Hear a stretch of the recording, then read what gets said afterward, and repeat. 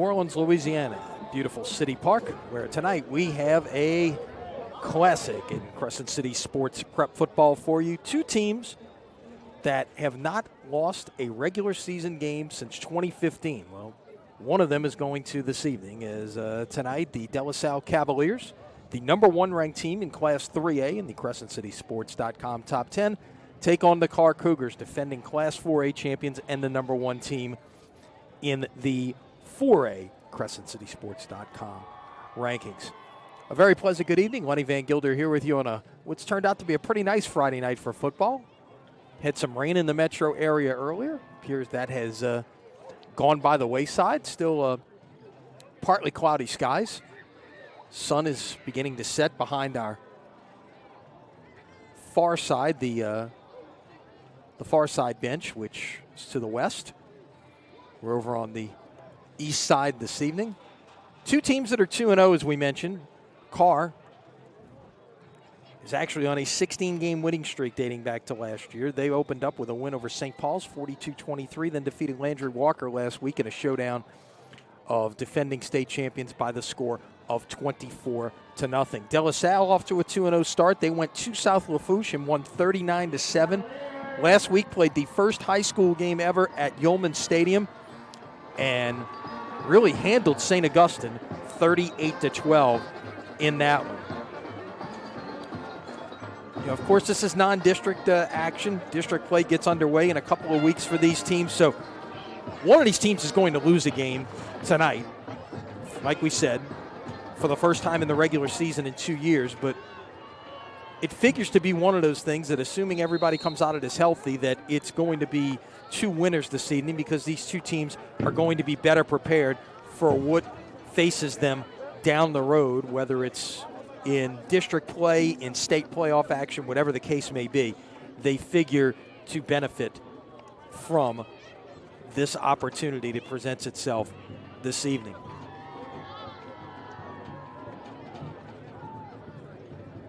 Getting set for a coin toss here. Just a couple of minutes, we'll update you there. Bryce Brown, the Karr coach, in his third season, he is 25-5. 2015, he was 5-4 in the regular season, made a run to the state championship game, got beat there, finished overall 9-5. And then in 2016, of course, a 14-0 season that ended with a Class 4A title. He's a former player and assistant coach at Karr, and he's been named the area coach of the year by our former website iteration, along with Friday Night Football, each of the last 2 years. So clearly he has been outstanding since ascending to the number one position at Karr just a couple of years ago. Ryan Manali on the far sideline, the head coach at De La Salle. In his sixth season, he is 43-13, coming off an 11-1 campaign a year ago where he was the number one seed in the Division II playoffs, lost in the semifinals to Parkview after finishing the first undefeated regular season in school history. So, like we said, a good matchup coming up this evening. Teams have met at the middle of the field. De La Salle is going to get the football to start this evening's game. I believe our referee said that De La Salle won the toss and elected to take the football. So Cavaliers wanting to go on offense. And one thing, you know, we've had a chance to see De La Salle at different times over the last few years. They have a tendency to be able to strike quick.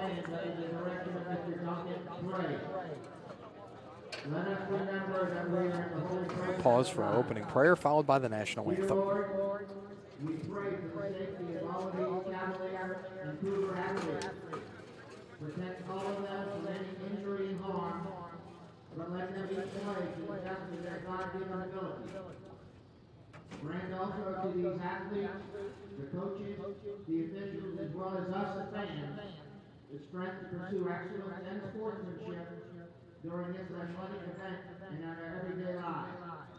We thank you for protecting us during this very active hurricane season. In this we ask you, our Heavenly Father, St. John Baptist, De La Salle, live Jesus in our hearts. Amen.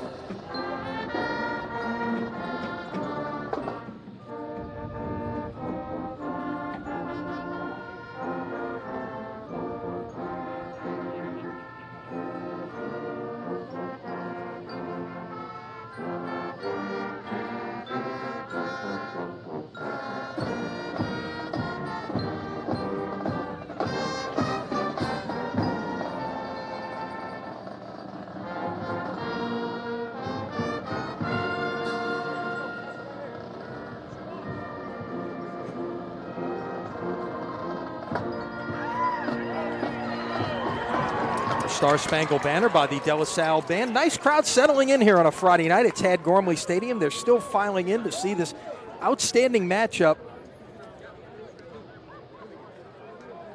Seems like all the best matchups in Louisiana have managed to be in New Orleans this weekend. You've got this one here tonight. Across the river, you've got Warren Easton and Landry Walker. Tomorrow night, another outstanding matchup coming your way at CrescentCitySports.com. We'll be over at Joe Yenny. Ken Trahan will have the call for Archbishop Rummel hosting Riverside. Another defending state champion, the Rebels.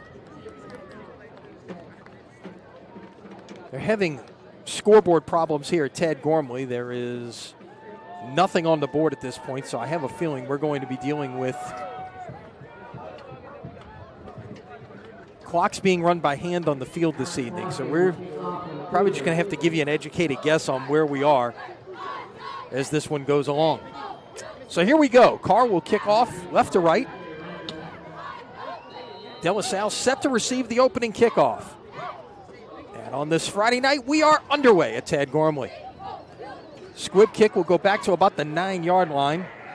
This will be B.J. Randall taking it back to the near side, and he's got room to run, and he may go the distance. 30, 20, 10, 5, touchdown. Well, we told you the Cavaliers can strike quickly, and they just did. B.J. Randall, 92 yards with the opening kickoff, and just like that, De La Salle has a lead.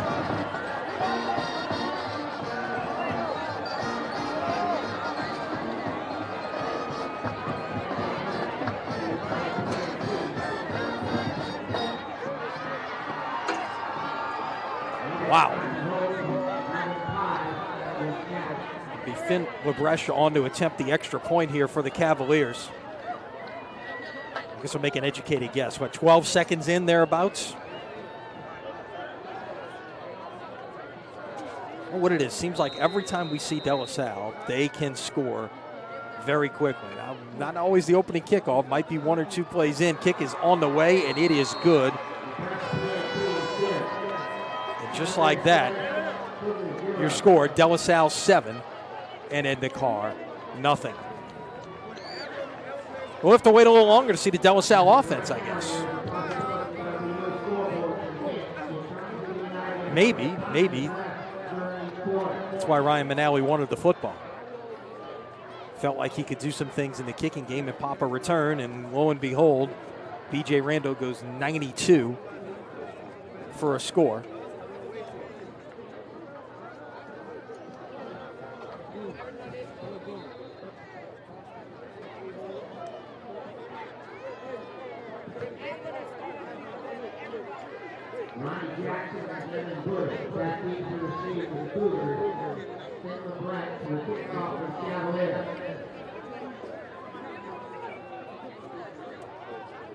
So now the Cavaliers kicking team will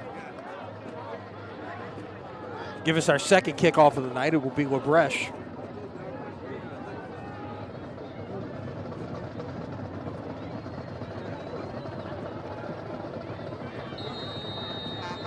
The left footer will put a toe into this one. That's short. We run up on about the 17-yard line, juggled. Now coming back to the near side with room to run. Another big return. It was Ronnie Jackson, I believe. Out past the 40-yard line. We've seen some fireworks without having a play run from scrimmage here. That was indeed number 2 Jackson at the 43-yard line. Karr will play a 1st and 10 with Skylar Perry, the 6', 285-pound senior, at the controls. He'll have Jackson to his side and 4 wide receivers. Perry on the year has passed for 288 yards and 3 touchdowns. He'll put it in the air on 1st down, going this way to the single receiver to the near side. That's Calfani Simmons, number 4 on the catch. That'll be near the 1st down marker, a couple of yards short. Simmons, his 6th catch of the year. 8 yards. It'll be 2nd and 2. Now across the 50 at the Cavalier 49. Not much doing that time as Jackson takes it on the read option. Got a yard. It'll be 3rd and 1. At the 48 as Karr works quickly.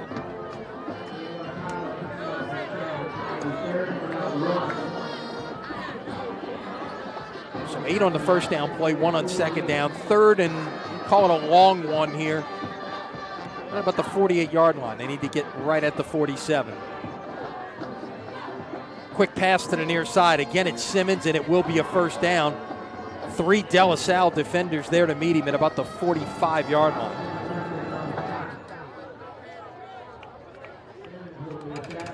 So the first down of the evening belongs to the Cougars, and they are in Cavalier territory at the 45-yard line.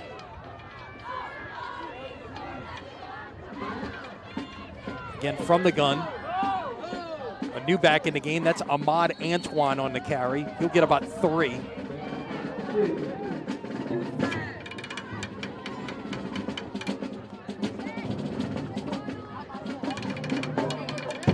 It'll be 2nd down 7 at the 42. Antoine had 80 yards on 13 carries last week. This was a Karr team that ran the ball 45 times last week against Landry Walker. To the far side, that pass will go incomplete, and now it'll be 3rd down and 7. First incompletion of the evening for Perry. One of the things that Bryce Brown said before the game this evening is he wanted to get the passing game going a little bit more tonight as opposed to last week.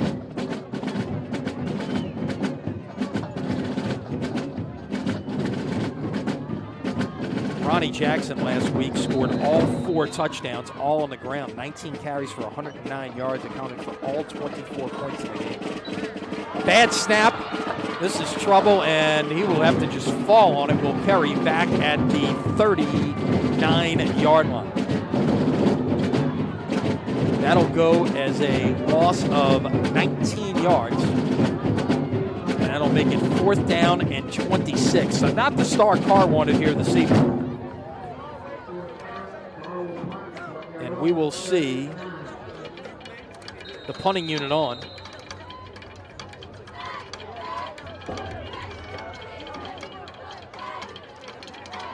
And that is Anthony Spurlock, who has the better leg. They'll use 2 punters on the evening. Spurlock gets it away and hits it pretty well. And a fair catch is called by Randall at the 20-yard line. So a nice punt right there by Spurlock. It'll go officially as 40 yards, and we will get our first look at the De La Salle offense from the 21-yard line. Julian Gums, the senior, 5'11", 225 pounds, the commit to Nichols. Two-way threat. He's thrown for 327 yards and 3 scores. He's run for 231 yards and 3 scores. 4 receivers. Gums will look to throw on first down and will go deep downfield, and that pass is going to be caught, I believe. No, incomplete. He could not hang on. In the direction of Randall, down about the 45-yard line, and Randall is still down.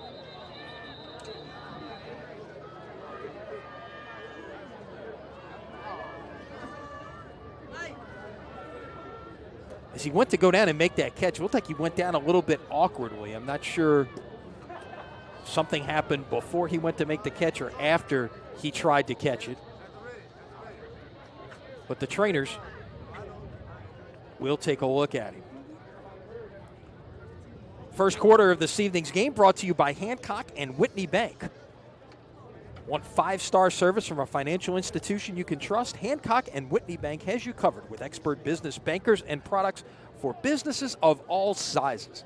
Learn more at HancockWhitney.com. Crescent City Sports, that's a big thank you out to Hancock and Whitney Bank for their support of our high school sports coverage throughout the 2017 football season. If you're just tuning in, you've missed a lot.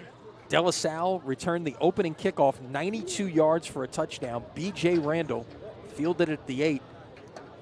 and went the distance to quickly get the Cavaliers on top in this one, 7-0. Karr got the ball for the first time, made a first down, couldn't get any further. Had a bad snap on 3rd and 7, ended up having to punt it away. De Salle actually starting their first offensive possession. Here, one play in, and Randall, who was has been the star thus far, is the player they are attending to at the 44-yard line.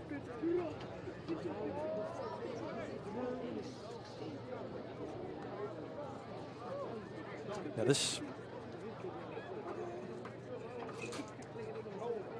De Salle team, one of the things that Ryan Manali talked about was trying to get out of this game healthy. He felt like his team would get a lot out of playing a team the caliber of Edna Karr. And they have an off week next week. Then they have another very tough test awaiting them in 2 weeks when they head to reserve to take on Riverside in their last non-district game. So one of the things the Cavaliers have been able to do is really step up things in the non-district end of the schedule. Their district this year, 10-3A, has changed a little bit. Lutcher is gone. They will play Haynes, Lusher, St. James. They've got to play St. James and St. Charles Catholic back-to-back on the road and then finish up with Donaldsonville. So you've got St. James, a good team that we saw last week, defeating Lutcher.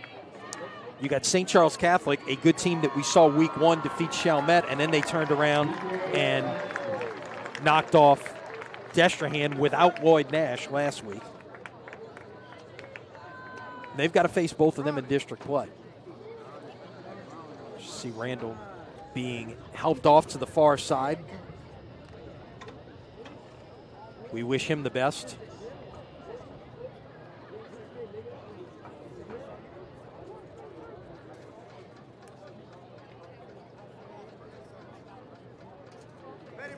It was kind of hard to tell what really happened there because it looked like he went down awkwardly trying to make a catch.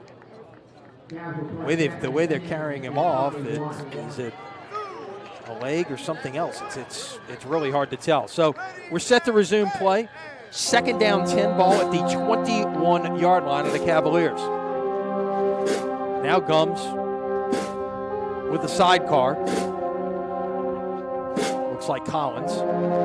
And it is Collins, except Gums will keep the football on the read option, and he's got room to run, and he's splitting defenders and is down the far sideline at the 20. He's still on his feet at the 10-yard line. This is going to go for 70 yards down to the 9. So another explosive play. All the way down to the 9. It's going to be 1st and goal for De La Salle. And the Cavaliers have come out firing on all cylinders this evening.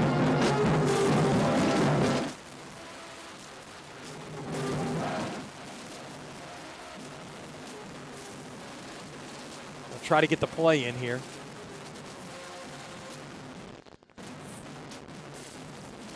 From the 9. This time the handoff, it'll go to Collins up to about the 6-yard line. Kendall Collins, a junior, 5'7", 185 pounds. Been solid thus far. 27 carries, 179 yards, and 2 touchdowns in 2 games.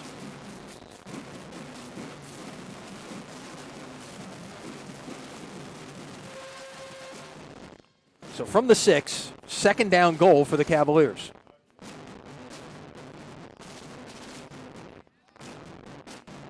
Receiver in motion. He'll actually stack 2 receivers to the near side.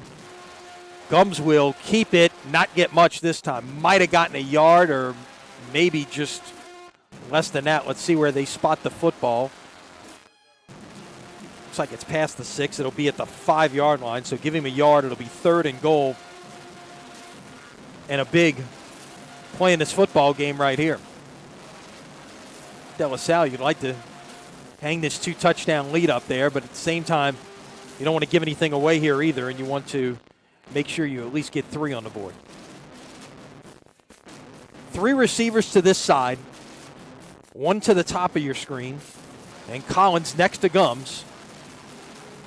Gums throws to Collins in the corner of the end zone for a touchdown.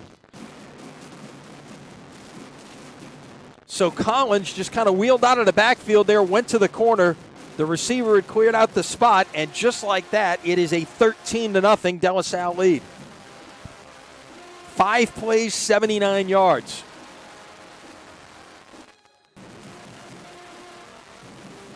And LaBreche is on to try to make it a 14-0 game. On the way, it is good. So we'd like to tell you how much time is left, but we are still in the first quarter. And it is quickly De La Salle 14, Edna Karr nothing. In what has been quite the stunning beginning to this game.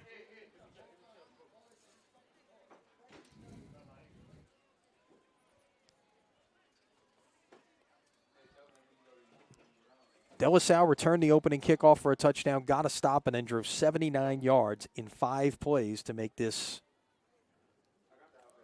a 14-0 ball game.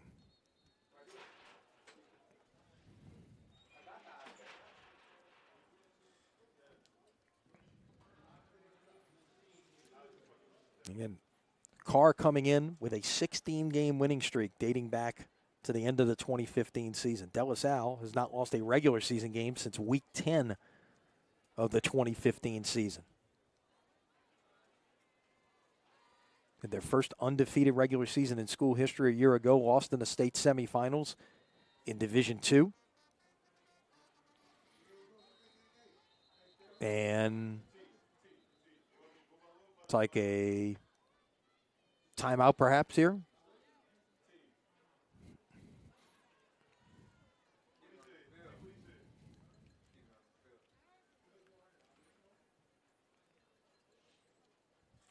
Again, don't forget tomorrow night, 7 o'clock, Joe Yenny, Archbishop Rummel against Riverside, which should be an outstanding matchup as well.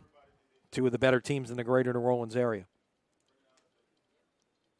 Riverside, the defending Division III champions, lost to Barb last week. Rummel 1-0. They had their Week 2 game was scheduled in Pensacola against the Escambia. Hurricaned out.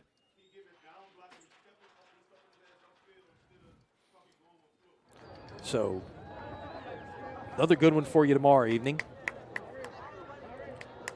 Here it's a very, very fast start for De La Salle. Let's see if the Cougars can answer.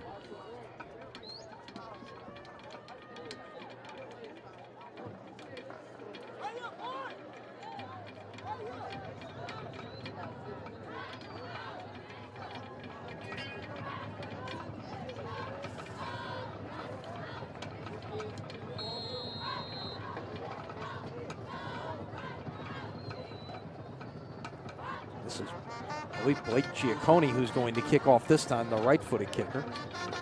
And he's going to pooch it down the right side, trying to drop it in there. Ball's loose, and I believe the Cavaliers may have it. And indeed they do at the 41-yard line.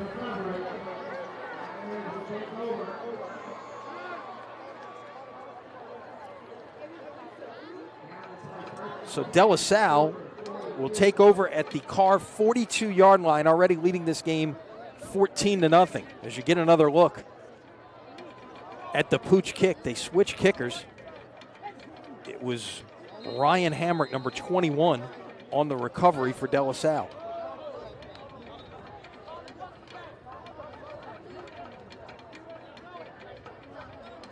It's one of those things sometimes you see on film, you see an opportunity based on formation to be able to do something, and Cavaliers pulled it off right there.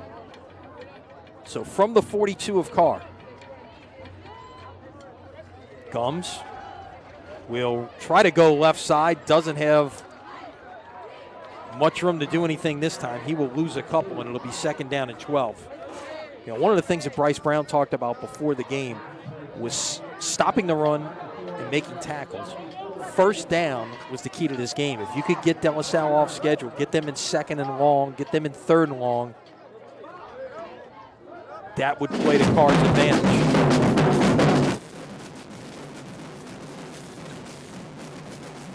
So from the 44, it's 2nd down and 12.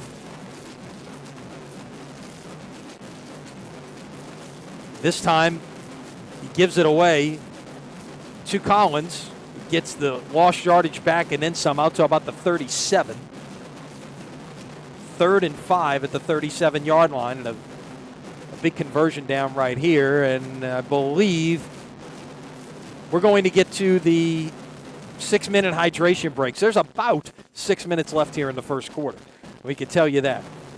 With De La Salle playing a 3rd and 5 at the 37, we will take the break with them. Your score, De La Salle 14, Karr nothing. And you're watching high school football on CrescentCitySports.com.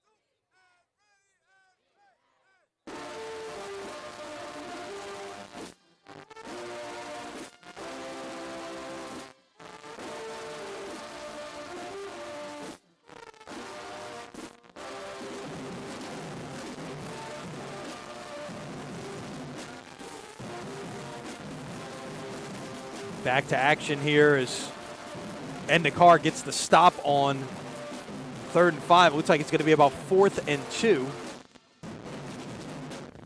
after the carry by Collins. Goes a gain of 3. 4th and 2 at the 34-yard line. Cavaliers lining up quickly. Let's see what they're going to do here.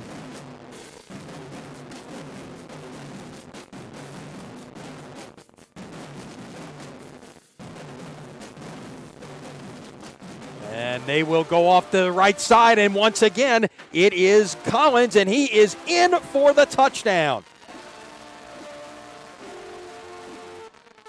Collins from 34 yards out on a 4th and 2, takes it the distance, and it is a 20-0 game. You get another look. Again, in the bunch formation, they go. Collins off the right side, had it well blocked, and he gets into the secondary and just outruns the defenders for the score. And this is a stunner, no question. The kick by LaBreche is good. 4 plays, 42 yards. And it is a 21-0 game. De La Salle has returned a kickoff for a touchdown, scored on both of its other possessions. Karr's offense has only touched the ball once.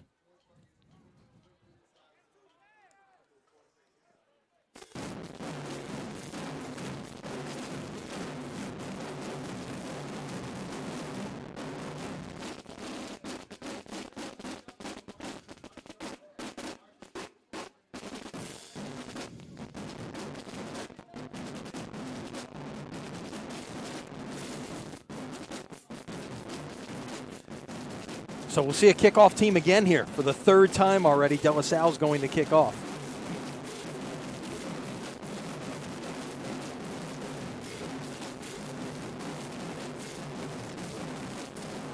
And it is the regular kicker this time, LaBreche. Last time we saw the backup kicker, Giacone, and he executed that pooch kick perfectly over the front line.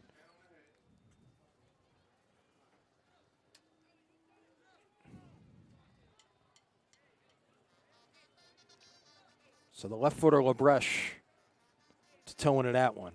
So come down at about the 17-yard line. Coming back to the near side, slipping a tackle and turning the corner. And a flag comes in as Devin Bush gets it across midfield. But let's see what the flag is about.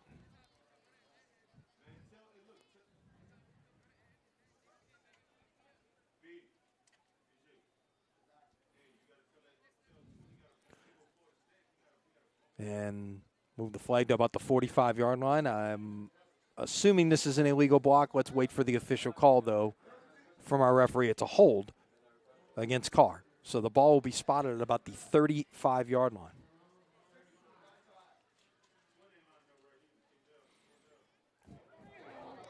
So Karr has had decent field position. First drive started at the 43. Second drive started at the 35. They've just lost some opportunities through the kicking game. De La Salle returned to kickoff 92 yards for a touchdown, stole a possession as well. And this is on the far side. That is Ronnie Jackson getting into De La Salle territory, and that's a first down. Jackson will take it all the way out to the Cavalier 45-yard line, a gain of 20.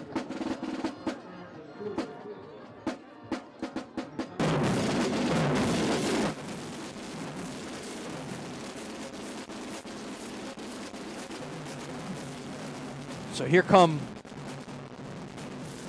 the Edna Karr Cougars back to work, and that is Perry on the carry.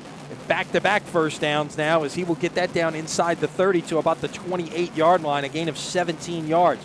So 2 plays have gained 37 yards here for Karr, trying to find their mojo a little bit, if you will.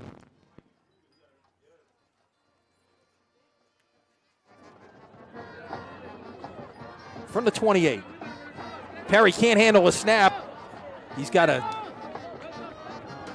running back, Johnny, on the spot there to pick that ball up. I believe that was Jackson. Yeah, it'll end up being about a gain of 1, 2nd and 9. Jackson picked up the loose football on the mishandled snap and turned it into a positive play. 2nd and 9 at the 27 as Karr continues to work quickly. On the keeper and into the red zone. Let's see exactly where they spotted Perry on the carry. This is going to be very close to a first down. I believe they're telling him move the sticks and put the ball at the 18-yard line. So Karr, a couple of first downs, actually 3 on this drive, and now they find themselves in the red zone. Check that. They did not call it a first down. They were starting to move the sticks. Now they not. It's 3rd and a foot. 3rd and a foot. The ball is at the 19-yard line. So Karr needs to get something here. They will give it away to Jackson, and he will get the first down.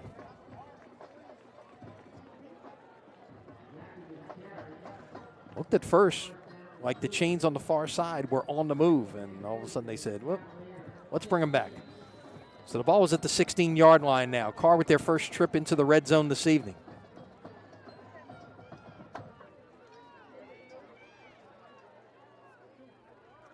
To pass. Perry over the head of his intended receiver.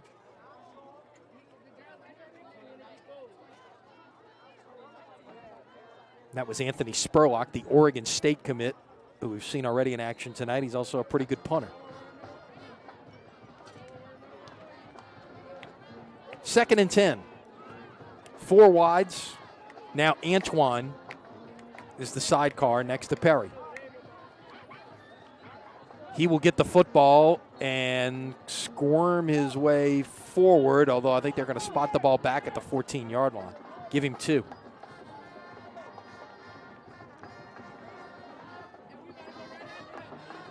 So it'll be 3rd down and 8.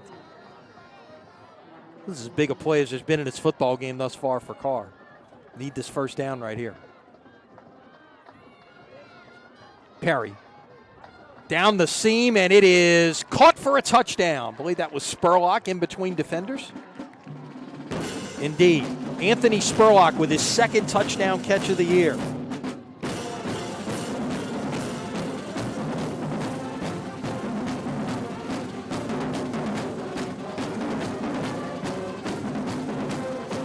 So Karr responds with an 8-play, 65-yard drive, culminating with the 14-yard pass from Skylar Perry to Anthony Spurlock. Perry's 4th touchdown pass of the year, Spurlock's 2nd TD catch of the year. Aaron Foster on to try to make it a 21-7 game. Kick is on the way. It was a little low coming out, but he gets it through. And so we are still in the first quarter.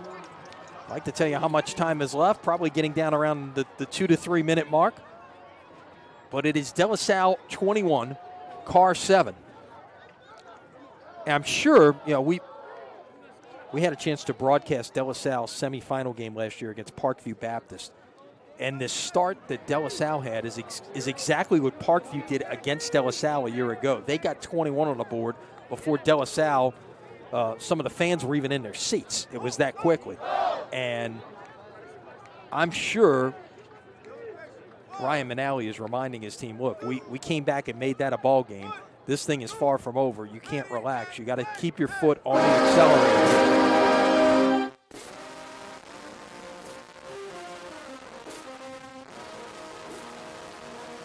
So Karr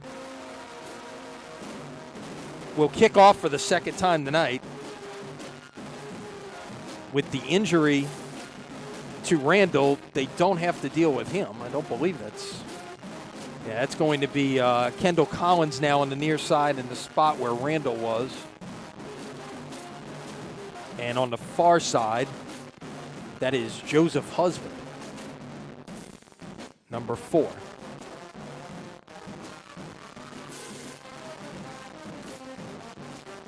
And kick is in the air. This will be Husband from about the 9. Go to the far side, wrapped up about the 20-yard line, and that's all he's going to get. So De La Salle has had pretty good field position most of the night. Had the one drive that started at the 21-yard line after the punt. Their other drive was at the Karr, started at the Karr 42. After recovering their pooch kickoff. And this will be their third offensive drive of the evening.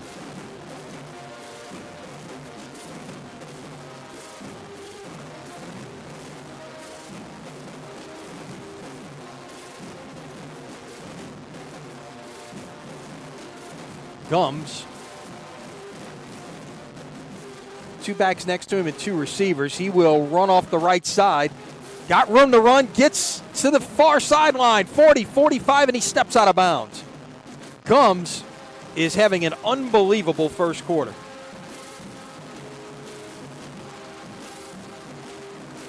That is already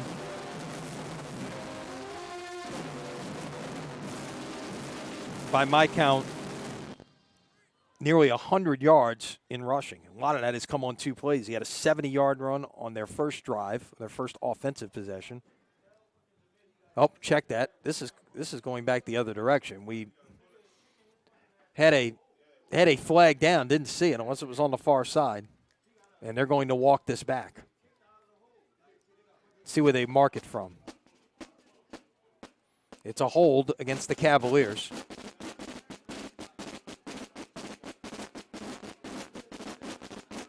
So a repeat first down. I still haven't seen where they're going to mark this off from.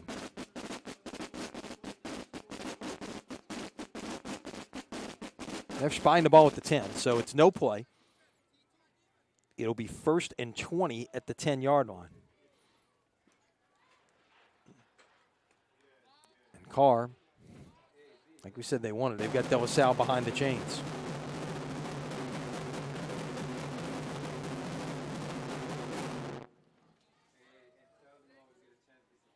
So, wipe out the 26-yard run by Gums. He will hand it away, and it's going to be a tackle for loss in the backfield.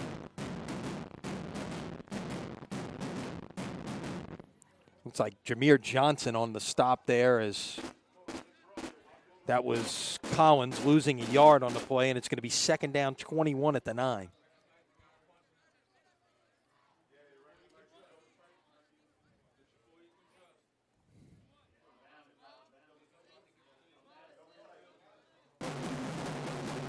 So the Cavaliers need the 30-yard line. Long way to go here on 2nd down.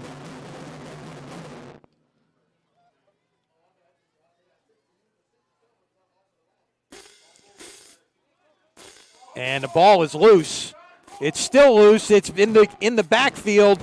De La Salle's going to recover the football at the 1-yard line. Heads up play by number 18, Ahmad Munoz, falling on that ball at the 1-yard line. And now it's going to be a 3rd down and 29. If you're De La Salle right now, you don't want to give up a safety. If you're Karr, you'd like to get one. You get a chance to turn this game around right here.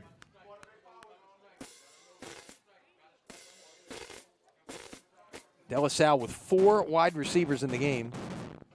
Check that 5 wide because Collins is lined up wide. Now he'll move into motion.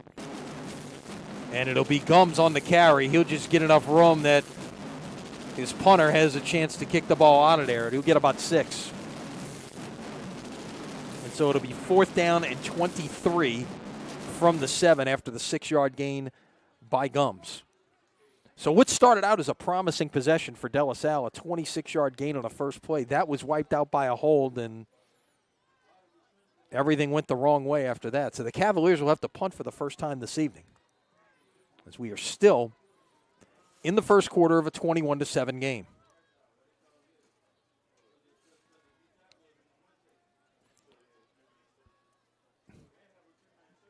Gums handles the punting himself.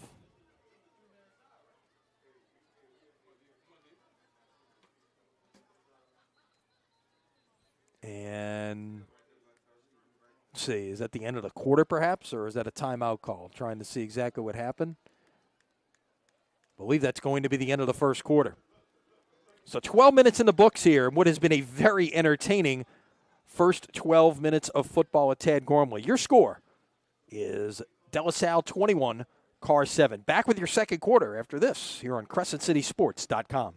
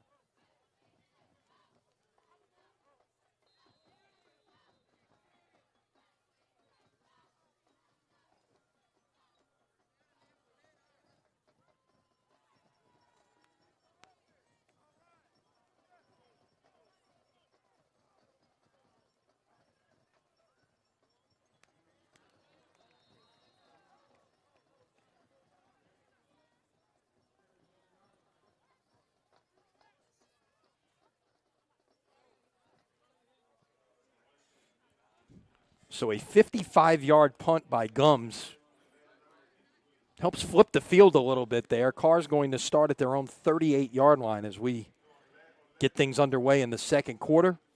Perhaps momentum shifting a little bit in the favor of the Cougars there late in the first quarter, but the first 7 minutes of this game were all Cavaliers as they lead it 21-7.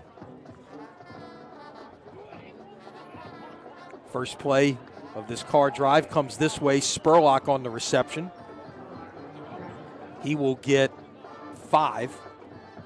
So it's 2nd down 5. Ball at the 43-yard line. Karr again going without a huddle.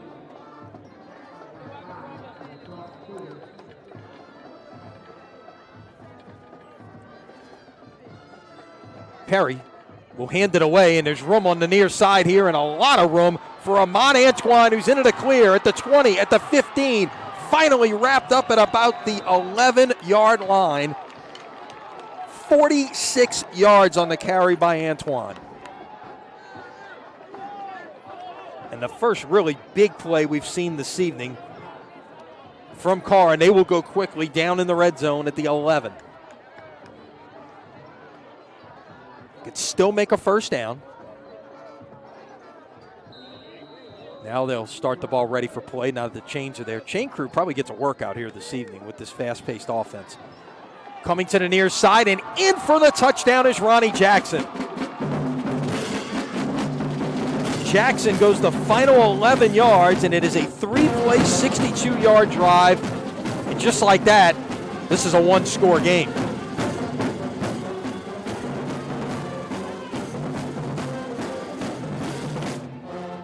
Jackson's 6th touchdown rushing of the year. Again, he had 4 last week against Landry Walker, accounted for all 24 points in that game.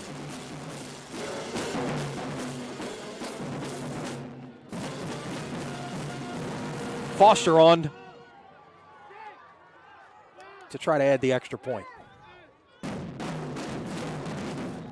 Make this a 21-14 game. Kick is good. So we're maybe a minute in here in the second quarter. We've already had 5 touchdowns in 13 minutes of football. Your new score, De La Salle 21, Karr 14. Second quarter of this evening's game, presented by Yeo College Inn and Rockin' Bowl. Catch the Top Cats tonight and at Fault tomorrow night at Rockin' Bowl. And on Tuesday at noon is the Greater New Orleans Sports Foundation Quarterback Club Luncheon. Hall of Famer Ricky Jackson among the speakers this week. So check that out. Tuesday at Rockin' Bowl, Greater New Orleans Sports Foundation Quarterback Club.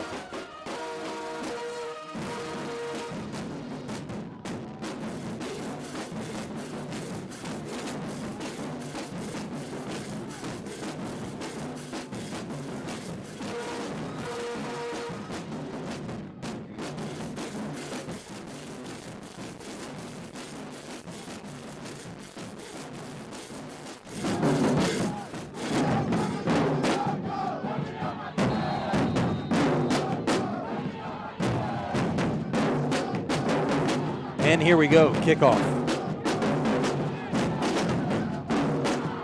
Coming back to the near side. Up past the 25 and out to about the 28-yard line. That was Joseph Husband on the return.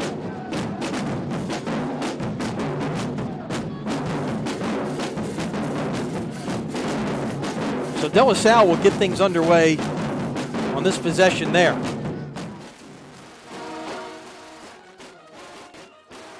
Spotted officially at the 27-yard line. Well, I think both of these teams have taken a punch to the jaw. Let's see how De La Salle responds now with this down to a one-score game.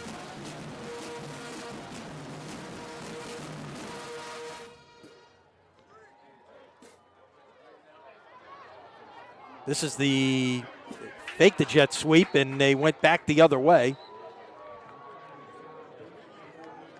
Let's see who that, I would believe that was. Yes, indeed, that was number 1 again. Collins on the carry. Karr didn't go for the fake jet sweep there. No gain on the play. And it'll be 2nd down 10 at the 27.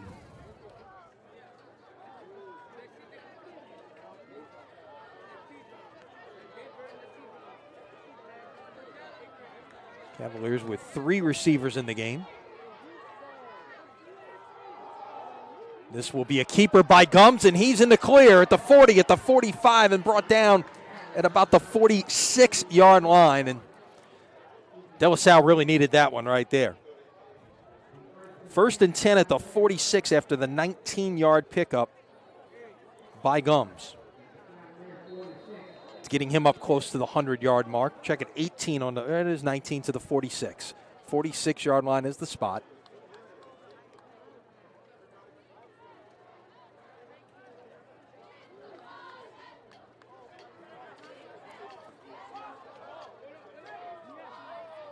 So Gums in the shotgun with Collins next to him. Collins will take the handoff and move the pile for about 3.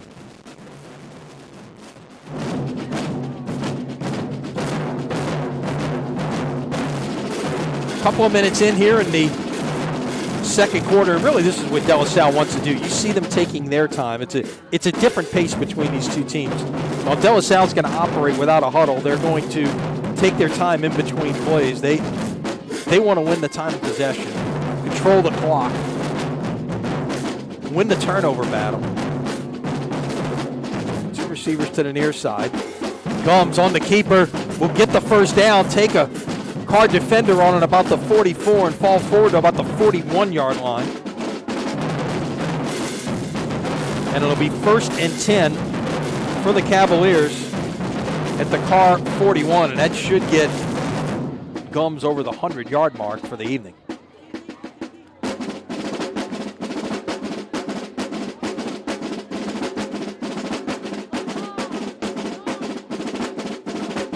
Already has a touchdown passing.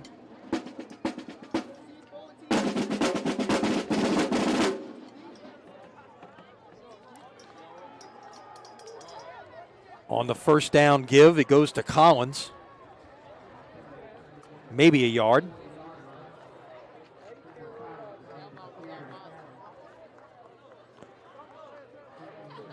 Cavaliers on the move here at the 40-yard line of Edna Karr.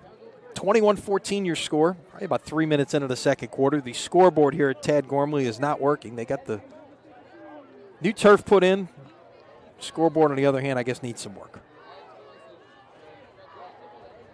Two receivers, two backs set up to the right of Gums, who will take a look that way and then cut it back the other way, and he's got room to run. 35-30 down to about the 26-yard line.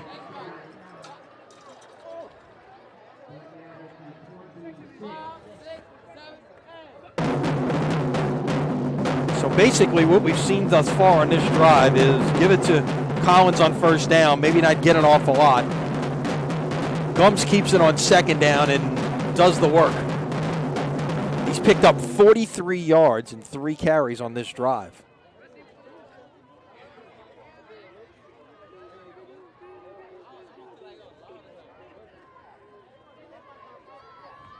And he's over 100 on the night. Of course, he had that 70-yard run back on De La Salle's first offensive possession. He'll keep it again here on first down. Will push forward and get about 4. That's right where you want to be, on schedule. 2nd and 6 at the 22.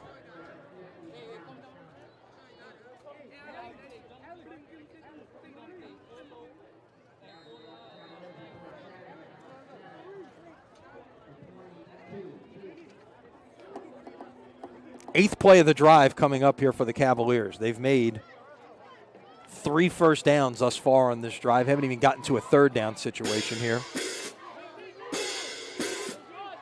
On the delay, and nice job penetrating into the backfield there. Chance Carroll got Gums by the ankle and held him to a gain of maybe about a foot. I think officially they'll give him a yard because he's out past the 22, but it's going to be 3rd and 5 at the 21-yard line.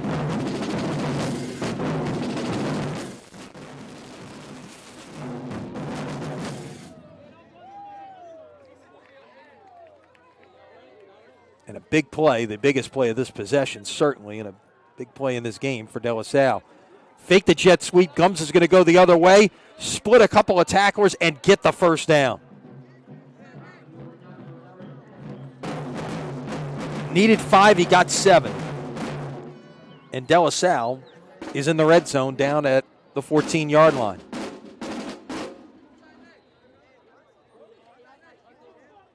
That is 55 yards rushing on this drive for Gums. On 6 carries. He's carried it the last 4 times.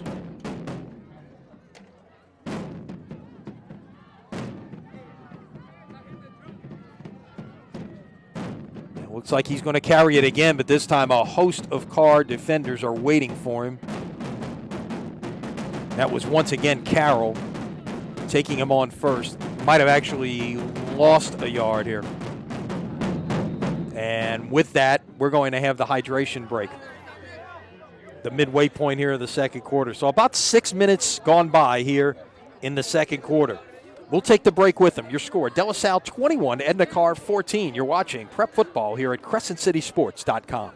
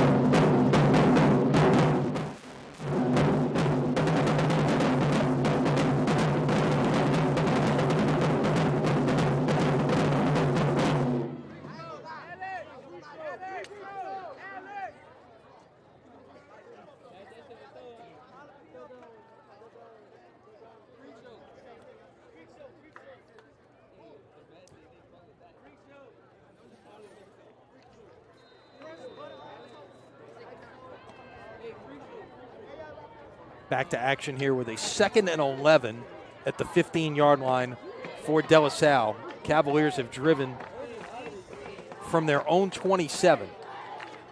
And this will again be Gums trying to get to the outside, but can't shake the tackle of Quindell Johnson, the commit to the University of Memphis, at the 10-yard line. So it's 3rd down 6. And possession down here for De La Salle. They're in field goal range.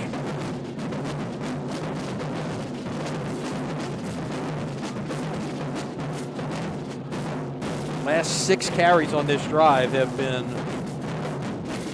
all Gums. Let's see what they do here.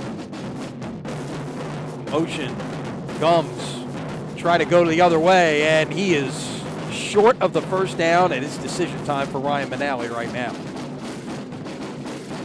So be right at about the 6-yard line to get the 1st down. It's between the 4 and the 5, so maybe 4th down and 1.5 yards here after the 4-yard gain. Officially 4th and 2. Like I say, it's more like it's marked up short of the 6, and it looks like Cavaliers may go for this. Interestingly, Gums checks out, and Collins is going to operate at quarterback right here.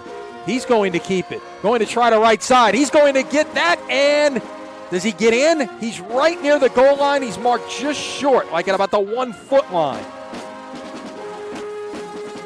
So they went Wildcat on 4th and about 1.5 yards with Collins, who had hardly touched the ball in the last 6 plays. And it's 1st and goal. It's about as close to the goal line as you can get right here. Maybe 2 to 3 inches short of the goal line. And it will remain Collins, the junior, at quarterback.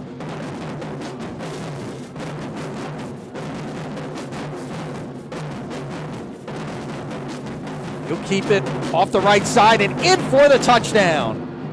Collins with the 1-yard run. And De La Salle leads it 27-14 after a masterful drive all on the ground. It took 14 plays to cover 73 yards. And that probably, again, we have to estimate because we don't have a clock. That took at least 6, maybe 7 minutes off the clock right there.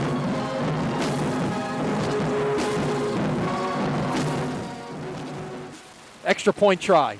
On the way, it is good by LaBreche. So probably about 4 minutes left here in the 2nd quarter.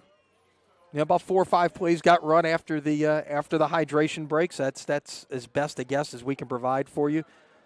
Your score now, De La Salle 28, Edna Karr 14. All of those plays on the ground in that 14-play drive. 5 carries by Collins, including the last 2. The big 4th down carry out of, I guess, a Wildcat, or he went in at quarterback in place of Gums. Gums carried the other 9. 63 of the 73 yards on that drive on the legs of Julian Gums, who is well over 130 yards on the evening. And he has been the engineer of all of this for De La Salle this evening. Of course, they're making some plays in special teams as well. Again, this is Giacconi, who pooched it last time. He's going to kick it a little bit deeper this time, although he got it in there in between the back line and the second line. And finally, it's covered up, and Edna Karr is going to have to start at the 24-yard line. So not the short pooch kick we saw the first time. He kicked it a little bit deeper, but he dropped it in between the second line and the deep return men, making it a tough play, and Karr could only advance the football to the 24-yard line. So the Cougars will start there. We figure about 4 minutes left and a half at this point.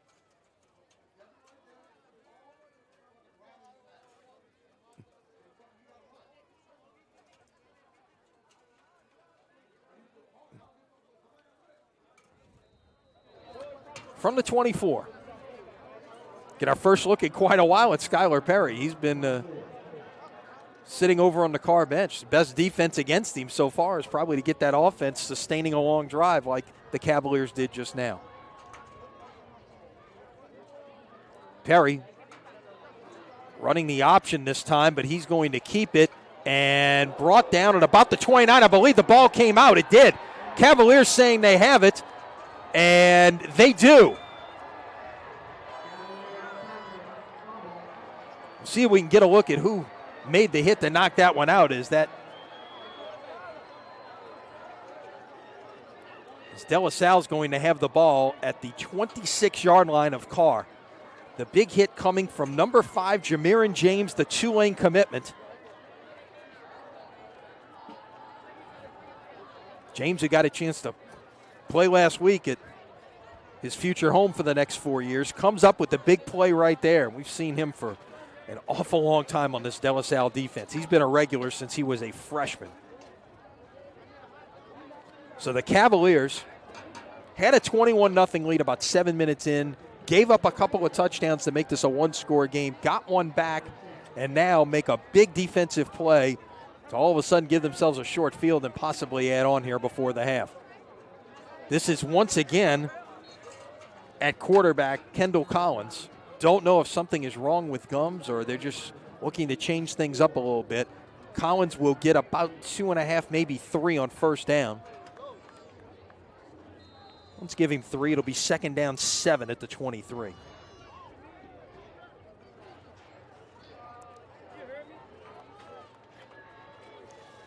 And again, they will watch the clock run this thing down. The play clocks are working. The game clock's not displaying. Down to 7 on the play clock. This will once again be Collins, and he is met in the backfield. Host of Cougar defenders, Terrence Casey Charles among them back there, number 44, returning starter on this defense. He had 9 sacks a year ago. Comes up a play there as they lose officially 4. It's going to be 3rd down and 11 at the 27. So a conversion down here for the Cavaliers, and let's see how they play. And now Gums is back in the game with Collins alongside.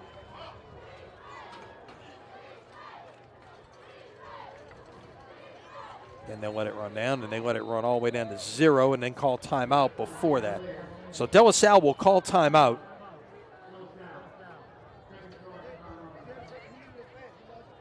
Thought we might get an indication from the referee about how much time is left. The back judge is looking at his watch. Be nice if we got an announcement of those kind of things, but we'll just have to play along.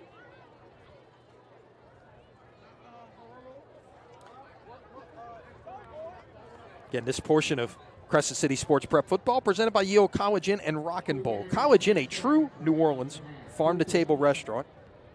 I think we did get an announcement there. College Inn open Tuesday through Saturday for dinner in the home of the New Orleans Prep Sports Hall of Fame, Yale College Inn. Got time to get there for dinner after the game, perhaps. See if we can figure out exactly what they said about the time there. We got to figure at this point it's probably made it under the 3-minute mark, as we will play 3rd and 11 from the 27-yard line of Karr when we resume. If you're just joining us, well, you can see by the score you've missed a lot. 6 touchdowns. De La Salle returned the opening kick. Randall went 92 yards for a touchdown. Cavaliers added on 2 more scores in about the first 7 minutes of the game. We're getting word now that there's 2 minutes, 10 seconds left in the first half. 2:10 was the announcement. De La Salle led a 21-0. Karr engineered a drive to make it 21-7. Got a stop. Scored in 3 plays right at the start of the second quarter to make it 21-14. And then De La Salle put together a really long drive. Took about 7 minutes off what would be a clock to make it a 28-14 game. Now Gums back to pass. Going down the middle. He's got a man, but he overshot him. Had one-on-one coverage going to the post. Aaron Marquez was the intended receiver, number 17. Marquez, the leading receiver on this club, 8 catches, 179 yards, and a touchdown.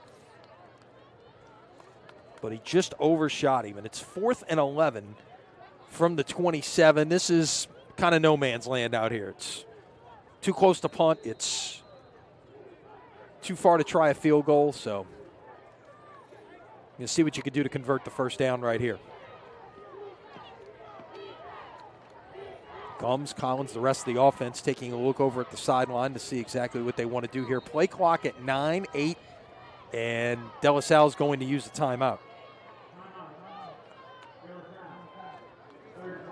That is their final timeout. So De La Salle out of timeouts for the half with a little over 2 minutes, probably about 2:03, 2:04 left in the half. And Karr may have all of their timeouts left. If not, they've got at least 2. So again, you're a little, the first thing you want to do when you want to see how many timeouts are left is you look at the scoreboard.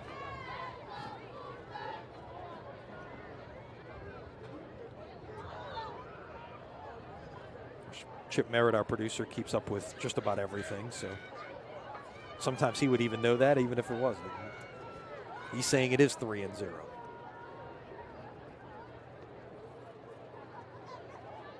Matt Merritt on camera this evening. Our thanks to them for all of the replays and pictures and graphics and everything else you're seeing here this evening on which turned out to be a very nice Friday night for football at Tad Gormley.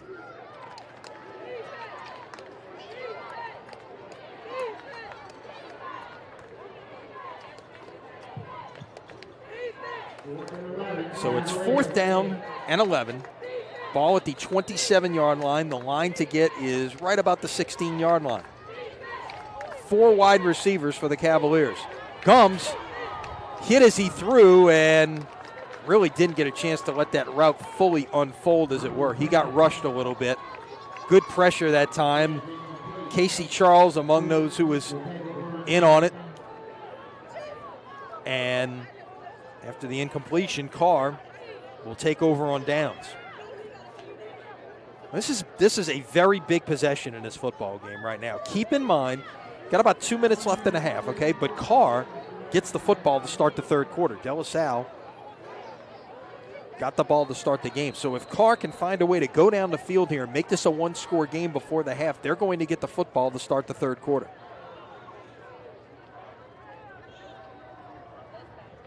Those back-to-back opportunities. Stepping up, throwing long, got a man down there, but he can't run it down. Perry launched one out there a long way, but Anthony Spurlock could not run it down about the 10-yard line, and it's 2nd down and 10.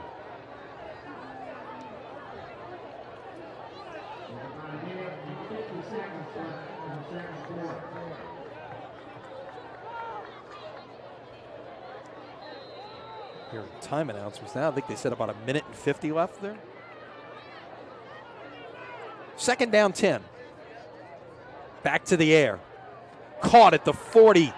Splitting defenders down near the midfield stripe and across the 50-yard line.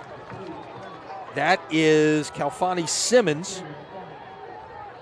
And it's a 1st down for Karr. It'll be at the De La Salle 49-yard line. So the Cougars quickly on the move from the 49. Perry going far side, incomplete, just out of the reach of Simmons. 2nd down and 10.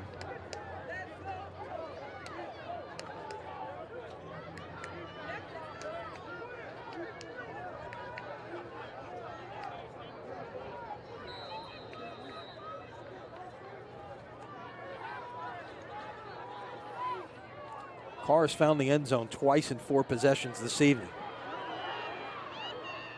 Complete to the near side. That is Spurlock, 1st down. Down to about the 25-yard line. And let's see, is Karr going to use a timeout right here? Clock is stopped for the 1st down. No, indeed, we will see a timeout. Another 24-yard gain right there. This time to Spurlock.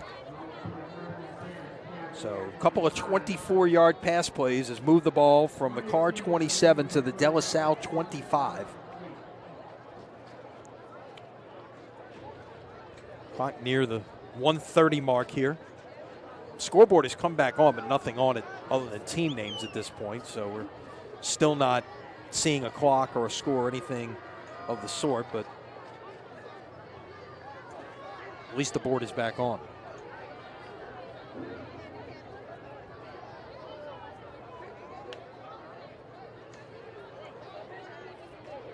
Halftime, we'll catch you up on some of the action around the area.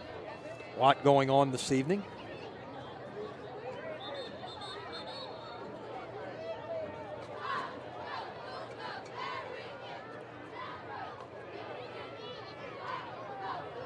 John Curtis impressive early on. They lead Parkview Baptist up in Baton Rouge 25-8 in the second quarter. From the 25. Cougars looking to make this a one-score game before the half.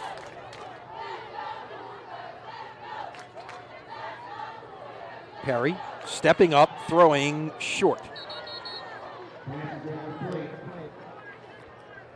I believe that was Simmons, the intended receiver. No, check that. That is number 8. That's Michael Cornier.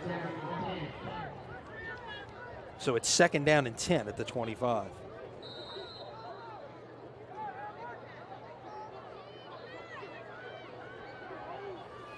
Spurlock, bottom of your screen, is the single receiver. 3 receivers to the top.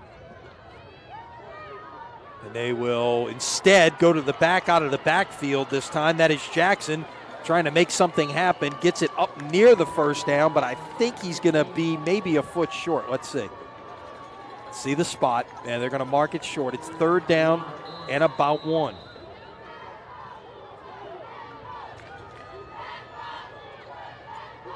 And they'll hand it away, trying to make sure they've got the first down, and indeed they do.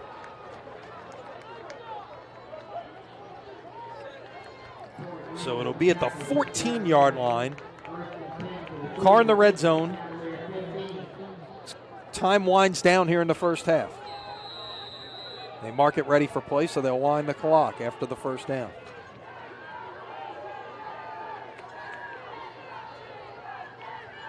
Perry stepping up, throwing, incomplete, flags.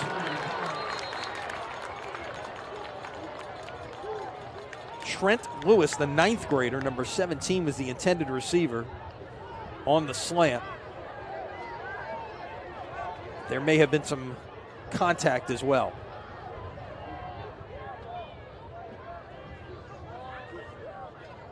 Big, cleanly played football game. Not a lot of penalty flags thus far.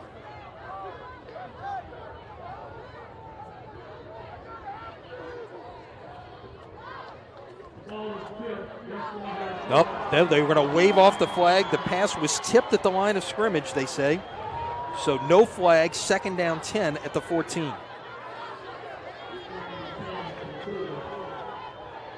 They'll wave off the pass interference call because the pass was tipped. Second and 10 at the 14.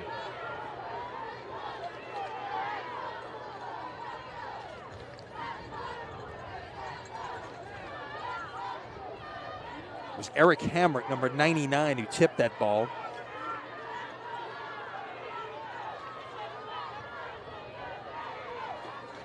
Perry throwing, incomplete. Spurlock had it for a split second and could not hold on. And a nice defensive play that time by linebacker Royce Richardson, who got a hand in there and broke that up. So it's third and 10.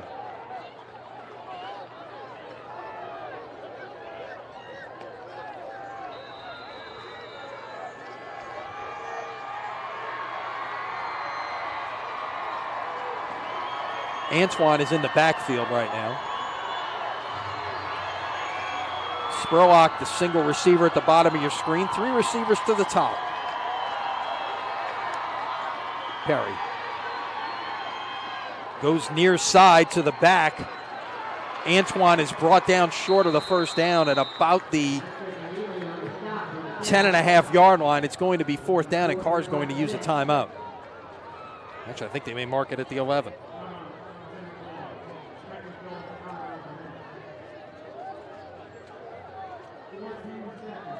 14 seconds, you hear the announcement from our referee. 14 seconds remaining in the half.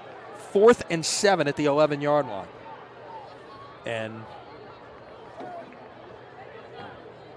we've seen a lot of big plays in this football game. This is a very big one right here.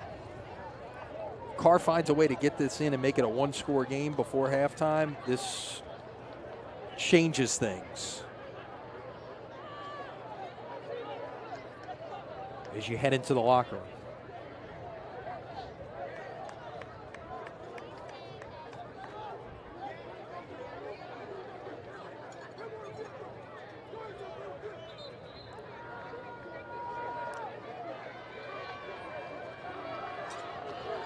All right, here we go from the 11. It is Jackson in the backfield. 2 wide receivers to the top. That's Spurlock and Cornier. 2 to the bottom. Perry stepping up, throwing, incomplete.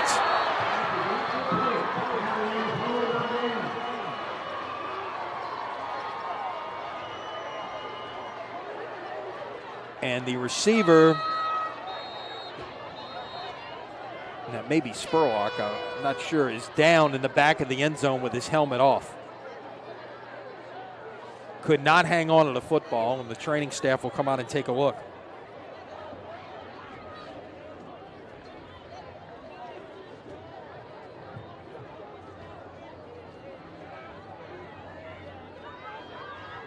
See if we can get another look at the play itself. Perhaps not, but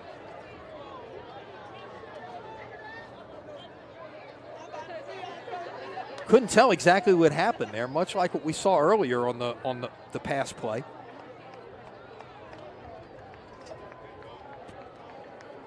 Possibly he landed on the football after he could not hang on. It might have gotten the wind knocked out of him. You hope that's all it is, and nothing more serious than that. But in any case, he'll be attended to here as we're probably down to about 7-8 seconds left in the half. You would figure the Cavaliers would just kneel on this one right here and take it in with a 28-14 lead at the half.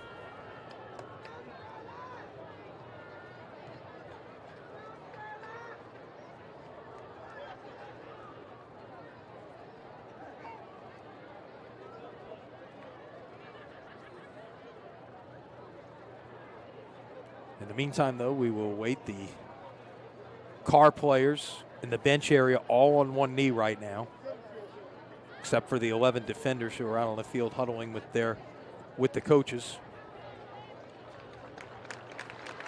And the good news is the young man is up, and indeed that was Spurlock.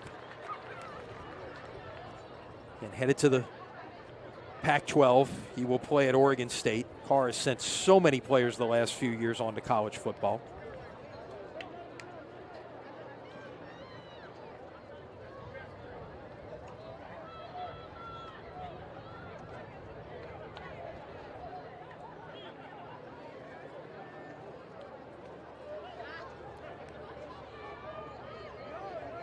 He will make his way back towards the bench area as De La Salle will line up. And indeed, they will be in victory formation here. Not the conventional ones, because they take everything out of the shotgun. It'll be a kneel down back at the 5-yard line. And that will do it here for the first 24 minutes of football. And it has been very entertaining. And the maroon-clad fans on the far side are very happy with the results so far. At halftime, De La Salle 28, Edna Karr 14. We will take a break. We'll be back with more in just a bit here on CrescentCitySports.com.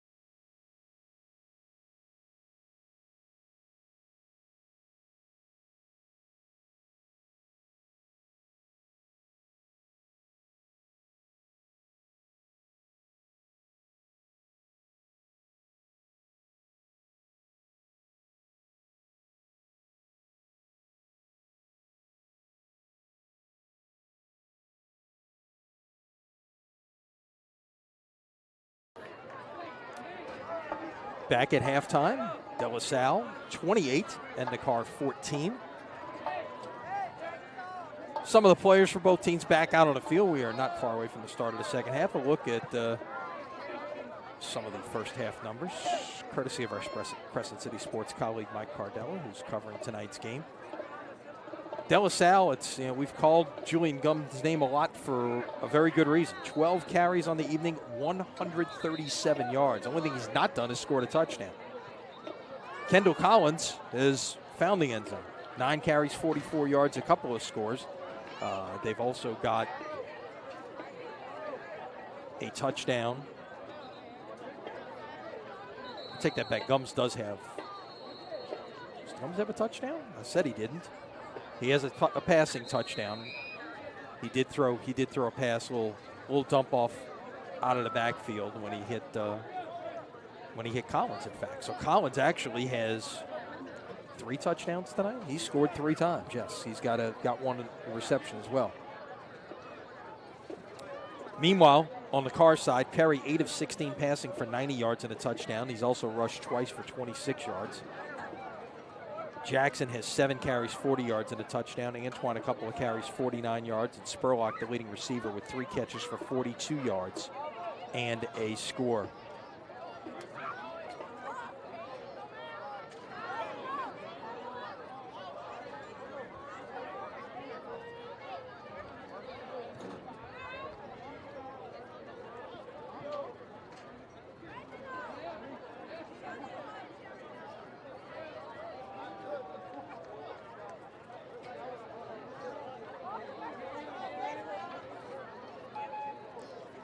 So again, the first half recap, De La Salle, 7 minutes in, had taken a 21-0 lead. They jumped out quickly, returning the opening kickoff, 92 yards by B.J. Randall for a touchdown. Got their second score on a pass from Gums to Collins. Then got their third score on a Collins 34-yard run on 4th and 2. Karr finally got on the board late in the first quarter when Perry found Spurlock for a 14-yard touchdown. They stuffed De La Salle, got the ball back, scored 3 plays later on an 11-yard run by Ronnie Jackson. That made it 21-14. Then De La Salle, after everything up until that point had been fast and furious, De La Salle went 14 plays, 73 yards, took about 7 minutes off the clock, with the final yard coming from Kendall Collins on his 3rd touchdown of the night. And that's where we stand right now, 28-14. Karr got down deep in De La Salle territory, but got held out on a 4th down pass attempt from the 11-yard line in the final seconds of the first half. So that's where we stand right now. We can update some scores for you while we have a moment. We get ready, both the Karr team out there stretching. De La Salle's got their special teams units out there waiting for the rest of the team to return to the field at this point.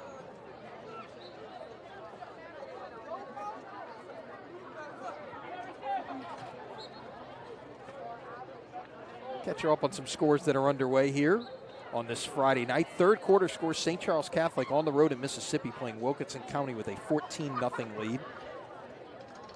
Halftime, Thomas Jefferson and Lusher are tied at 7. 2nd quarter, South Plaquemines leads Riverdale 14-7. Halftime, Lakeshore over Hancock, Mississippi 37-10. Halftime, Independence leading Jules Sumner 12-0. 3rd quarter score, Helen Cox over Sophie Wright 43-6. 2nd quarter, Thibodaux at East Ascension with a 13-9 lead. Jesuit out at the Shrine-on-Airline leading Central of Baton Rouge 28-3 at halftime. Goodwin going in Dutchtown. Griffin's leading Covington 20-14 at halftime. 2nd quarter, last we had John Curtis with a 25-8 lead over Parkview Baptist. Elsewhere, West St. John with a 15-6 lead over Bonneville at halftime. Earlier this afternoon, Old Metairie Country Day defeated Episcopal 31-23.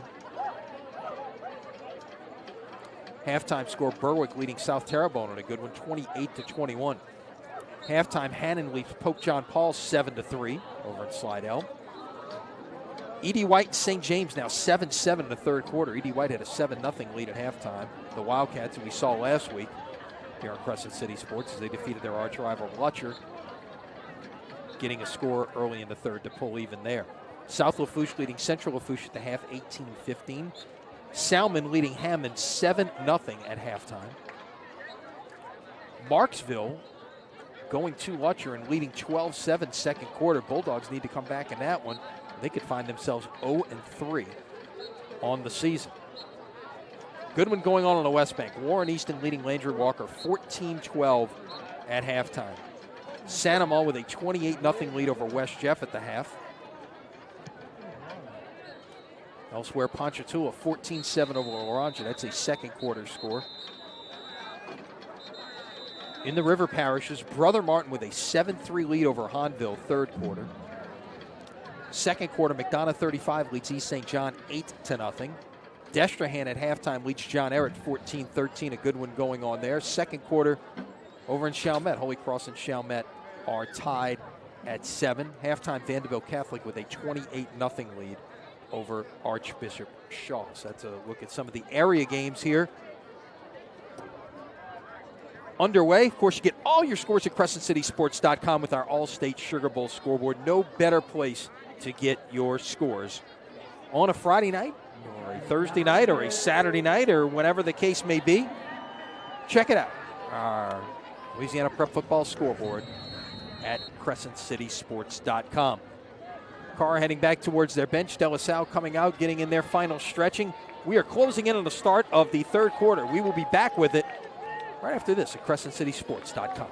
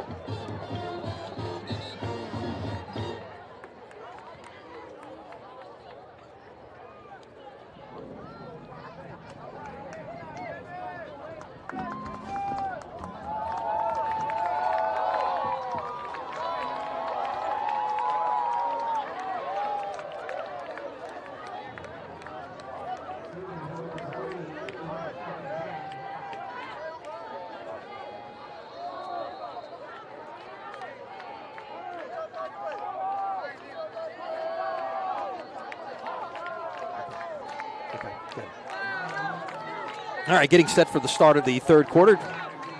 De La Salle won the toss and elected to receive. Took advantage of that opportunity to return the opening kickoff for a touchdown. Now they will have to kick off to start the third quarter. This will be Giacconi. We've seen both kickers kick off in this game, both Labreche and Giacconi. Giacconi more of the pooch kicker here. He will go pooch it down the right side. Fair catch called for at the 25-yard line by one of the upbacks. That was Devin Bush position there. Might have had room to do something with it, but look, you'd rather be safe than sorry in that situation on those pooch kicks. So Karr will take over at the 25-yard line, 1st and 10. We mentioned Perry in the first half, 8 out of 16, 90 yards and a touchdown. Also ran for 26 yards, so accounted for 116 yards. Karr had over 200 yards of offense in the first half.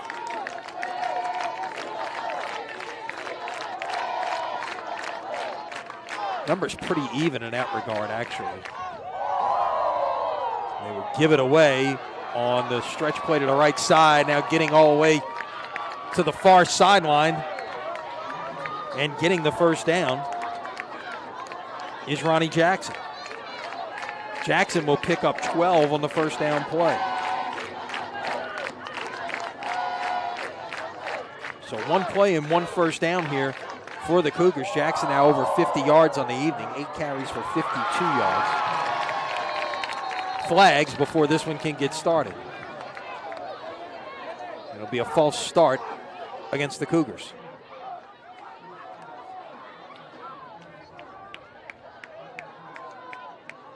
So 1st and 15 now from the 32 as Bryce Brown's club will operate from behind the chains. 4 wides and a single setback next to Perry. He will give it away once again to Jackson, who gets the perimeter on the near side, cuts back, makes a big play out of it. It looks like he's going to get about 12 there. Check it. They'll mark it back at the 43-yard line, a gain of 11, but this may all be coming back because of a flag in the backfield. Flag down at the 29-yard line.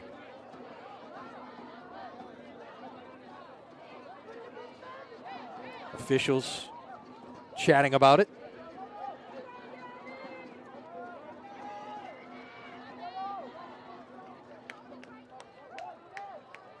And the Cougars are walking back.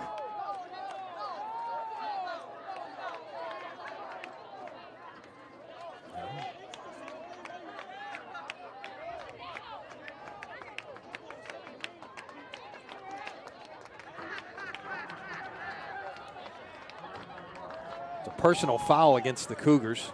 Marked off from the 35-yard line, so give a gain of 3 on the play.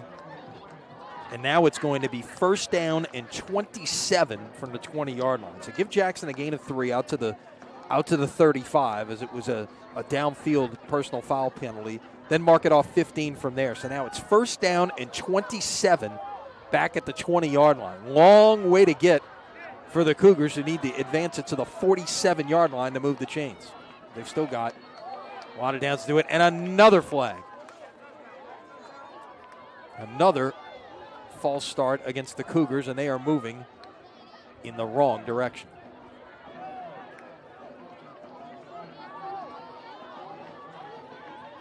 So after a first half that we did not see a lot of penalties, we've had 3 on 3 consecutive plays here by Karr, and suddenly they are facing 1st down and 32. Or roughly the distance from Tad Gormley to Berman Stadium.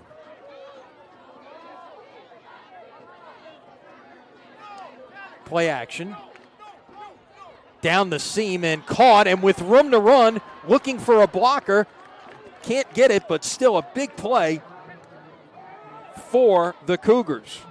Cornier on the catch, got it out to the 35, and they're nearly back where they started. It'll be 2nd and 12 at the 35 after the 20-yard completion, and Karr will go quickly. 4 wides, 2 to each side.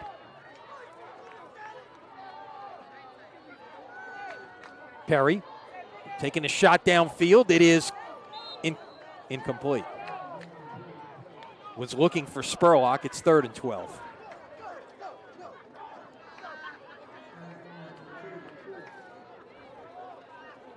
I'm sure there aren't a lot of 1st and 32 plays on the play caller sheet down there. But they got 20 on 1st down to get it back to a 2nd and respectable 2nd and 12, then the incomplete pass. Now it's 3rd down 12 at the 35.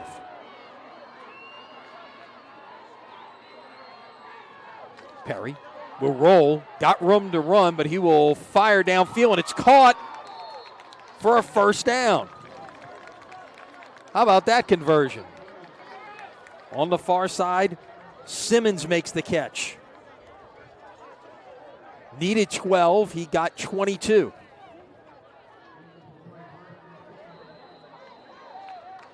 That is a big-time momentum getter, perhaps, for Karr. Now on the run, the near side, and nicely defended. Ahmad Antoine tried to get the perimeter, but a nice defensive play coming up and making that stop. Lance Robinson, the senior defensive back, number 7. It'll be a loss of 1, 2nd down and 11. So the more conventional way now, Cougars find themselves behind the sticks. Now they give up the middle with a little bit of room to run, spinning out and getting about 7 yards is Jackson.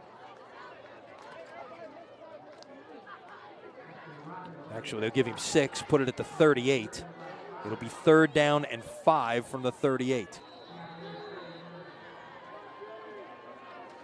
And again, it's Jackson. Up the middle, close to the 1st down. It all is going to depend on the spot right here.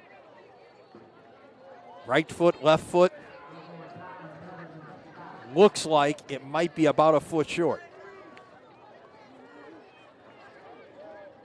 Now they're putting the ball down at the 33-yard line. Let's see. They're calling it 4th down on about a foot. Nope, wait, I think we're going to get a measurement. Hang on.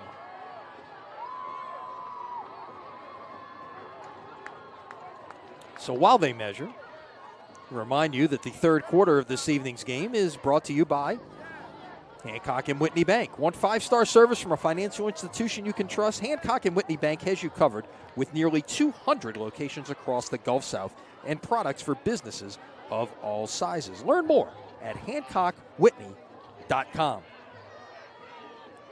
First drive of the 3rd quarter, Karr has gone from their own 25 to the De La Salle 33. Question is now, is it 1st and 10 or 4th and inches? Chains will come out. They'll be stretched.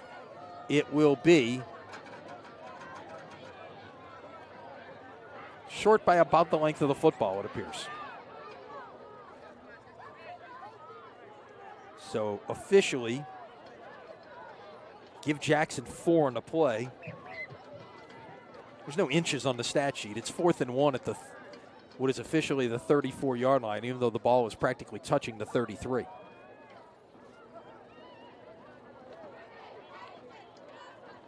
One of those statistical anomalies in the game of football. Let's see what the Cougars dial up here on 4th and about a foot. Sticking with 4 wide receivers, Jackson in the backfield alongside Perry. You would figure number 2 would be involved in it.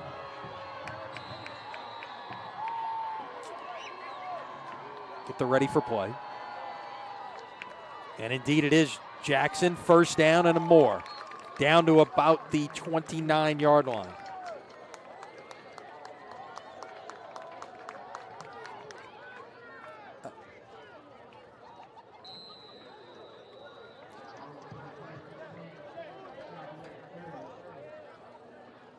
So Karr is converted on 3rd down, converted on 4th down here on this opening drive of the 3rd quarter. Now play from the De La Salle 29-yard line. 3 receivers to the bottom of your screen. And it'll come this way. Gain of about 7 on the pass to Simmons.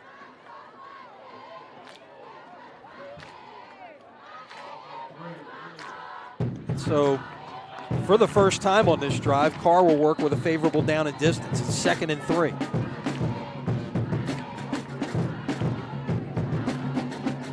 And fake the run, pass instead, down the sideline and into the red zone, and gaining the first down is Michael Cornier. That'll be spotted at about the 13-yard line. Good fake, as you see on the replay. Fake the play in the middle and then kept moving and made the pass. And we're going to get a break in the action here. Timeout.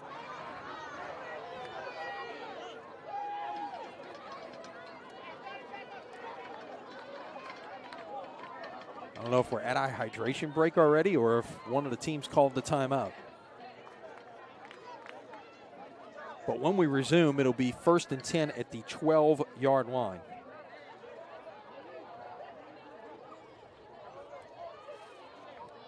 Again, tomorrow night, more high school football here for you at CrescentCitySports.com. It will be another really good matchup. Defending Division III champion Riverside making the trip from reserve into Metairie to take on Archbishop Rummel. Kickoff at 7 o'clock. We will be with you at 6:45. Ken Trahan has the call on that one. On with the coach, Easton Roth.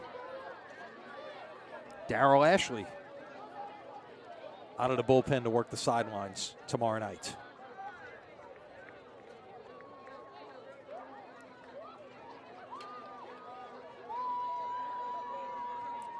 So we'll get set to resume play from the 12.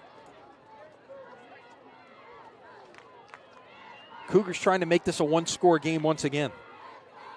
De La Salle has literally led the entire way tonight. They returned the opening kickoff for a touchdown. They have not trailed.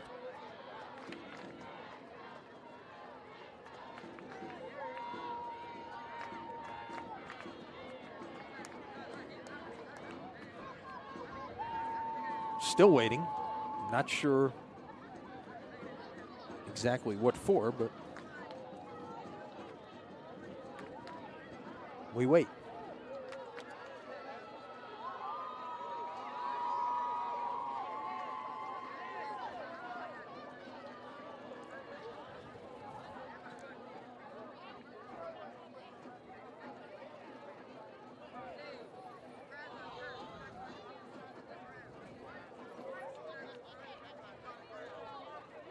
Meanwhile, our window here continues to fog a little bit and begins to make our view a little bit difficult. Thankfully, our camera is not behind the glass.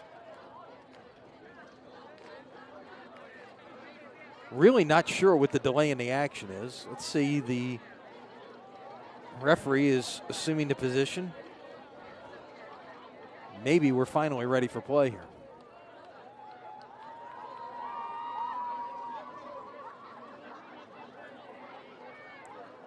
This is the 12th play of the drive, and that doesn't even count the 2 false start penalties.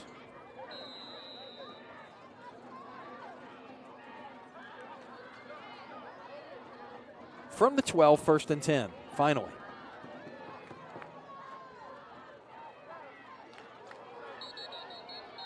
Flags. And another Karr penalty, the 4th one of this drive for 30 yards. The 3rd false start penalty. 1st and 15 now.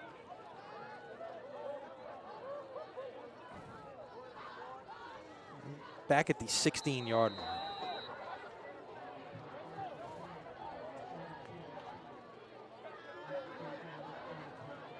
Option pitch.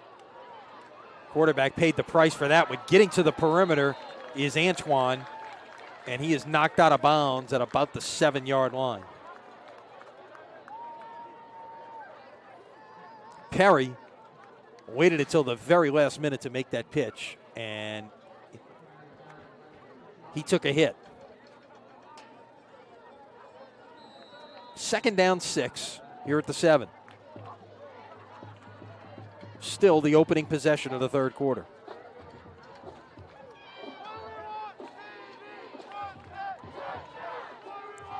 Slant is caught for the touchdown.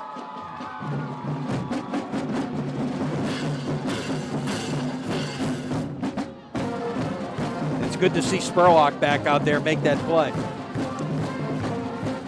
Second touchdown of the night. It's a 28-20 game. Another look. It's a simple slant against man coverage.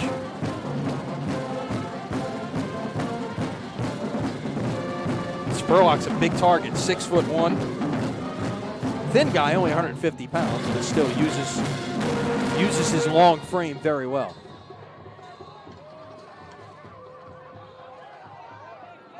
This will be Foster for the point after. And it is no good. No good. So it remains an 8-point game here, 28-20, De La Salle. A 13-play, 75-yard drive to get the third quarter started for Edna Karr. Culminates with the 7-yard touchdown pass. Perry to Spurlock, the second time tonight they have connected. And the point after no good. So it is an 8-point game, 28-20.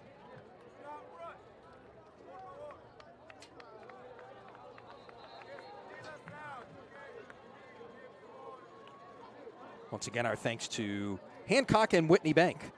On a bank that was ranked among the tops in the nation for business banking, Hancock and Whitney Bank has you covered with nearly 200 locations across the Gulf South. So stop by today.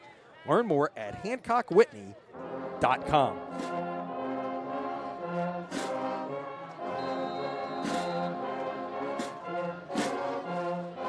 De La Salle will touch the football for the first time here in the second half.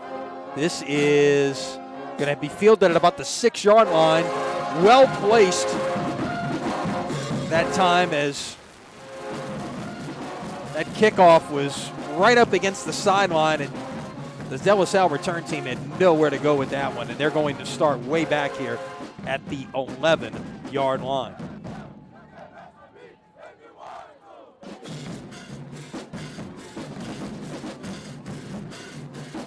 So we'll get our first look at the Cavalier offense here in the third quarter.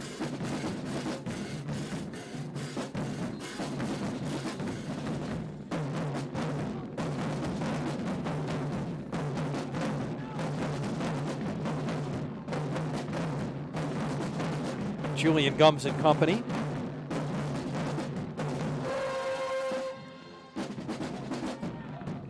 It will once again be Kendall Collins alongside. And that is Collins on the carry. Gets about 5 on first down.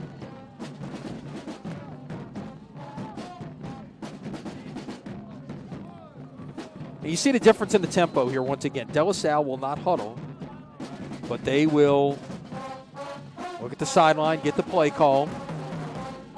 They will let that play clock run down. It's now down to 10, to 9, 8. Karr's tempo considerably quicker. Gums going off the left side. We'll get the first down and a little more. Out to about the 24.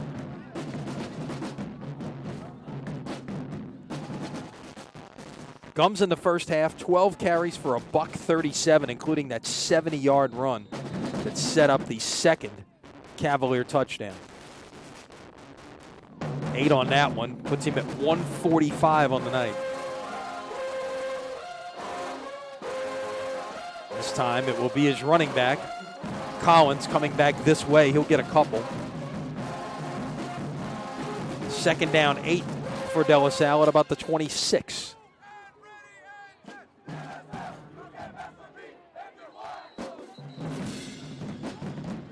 And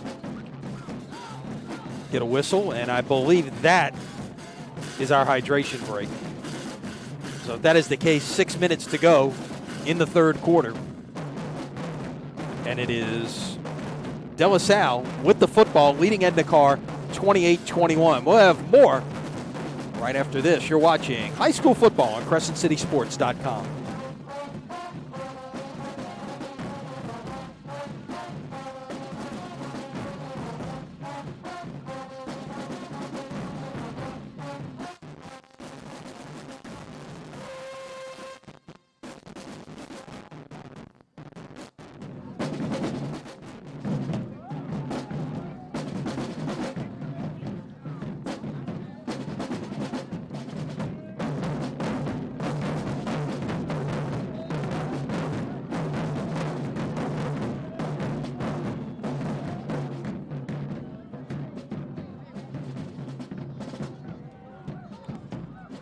All right, once again set for football here. Midway through this third quarter. 28-20, your score. Gums. That could have been a really big play, but that was actually pretty well defended by the Cougars. Quindell Johnson among those in on the stop right there. Gums held to a 4-yard gain. Like when he broke the line of scrimmage, he had an opportunity to really get some real estate to the top of your screen. So 3rd down and 4, big play in this football game right here. De La Salle looking to convert. And that looked like it was a little bit disrupted back in the backfield, and Collins just got back to the line of scrimmage, and it's going to be 4th down. 4th and 4 at the 30.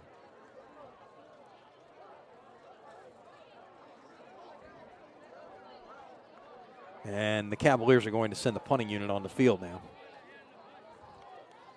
Keep in mind, though, Gums is the punter.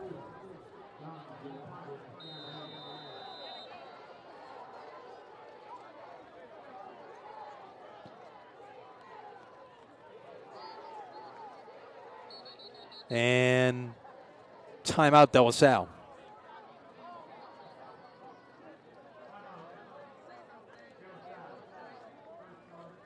First time out of the half for the Cavaliers. It should be under 5 minutes here in the quarter. And let's see if that timeout changes anything, or Ryan Manelli didn't like what he saw out there. Something was wrong with the formation. 4th and 4, the ball was at the 30-yard line.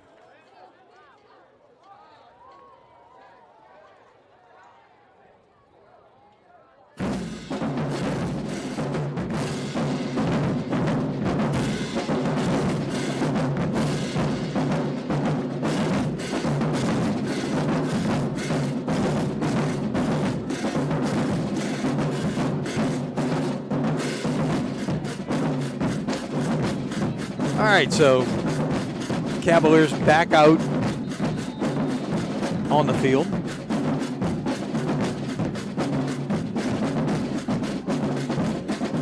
Doing a little shifting here in the punt formation, now putting 3 men in front of Gums, who will punt it away. Rolling, getting a Cavalier roll and out of bounds at the 29-yard line. So a 41-yard punt for Gums. And the Cougars will take over at the 29-yard line. A big opportunity right here. Really the first time tonight they've possessed the ball in a one-score game, other than very early in the game.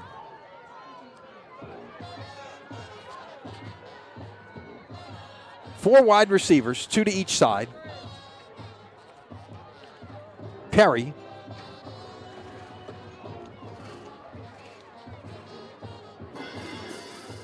will give it away to Antoine.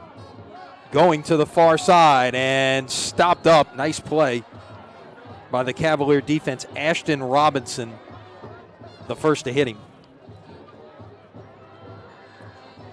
2nd down, 8 at the 31. And Robinson, who made that tackle, is down at the 30-yard line.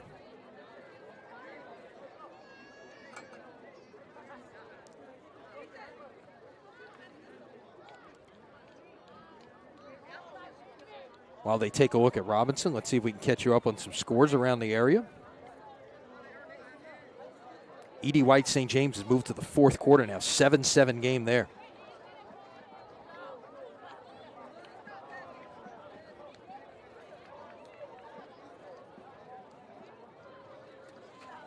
Brother Martin now leads Hahnville 14-3, 3rd quarter.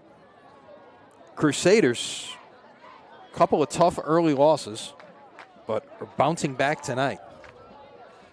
East Jefferson and Newman in a good one this evening uptown, 21-21 in the third quarter. Destrehan has put up a couple of touchdowns in the second half. They have now stretched out the lead over John Ehret to 28-13.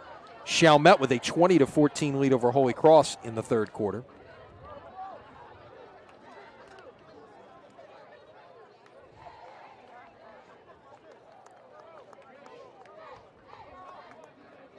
Covington has come back to take a 27-20 lead over Dutchtown in the third quarter. John Curtis has hung up 46 on Parkview Baptist this evening. They lead in Baton Rouge 46-22 in the third quarter.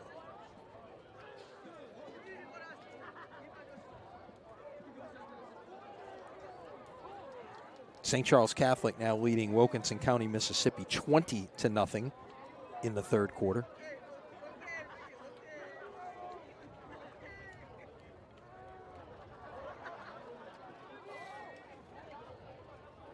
De La Salle's already lost B.J. Randall early on this evening, and you hope with Ashton Robinson this is just a situation with some cramps or getting a little bit of help as he walks off the field.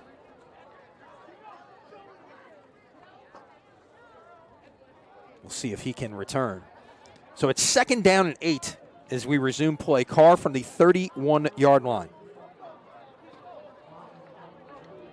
Glad you're with us here on this Friday night, week 3 of the Louisiana high school football season. We got a dandy for you underway at Tad Gormley. Two teams, neither of which has lost a regular season game since 2015. One of those streaks will end this evening.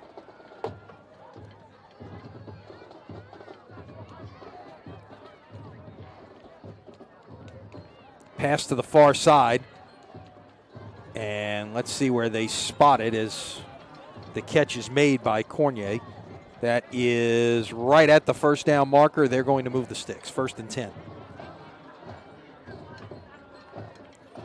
Needed 8, got 8. Put it at the 39-yard line, 1st down. Cougars ready to go as soon as the whistle ready for play. Option. This is Antoine. Stood up. Nice job, but he gets away, and now finally the play is blown dead. He was stood up after about a 2-yard gain, got away from it, and then Eric Hamrick finished things off about the 36-yard line. It's going to go for a loss of 3 for Antoine. So 2nd down and 13 now at the 36.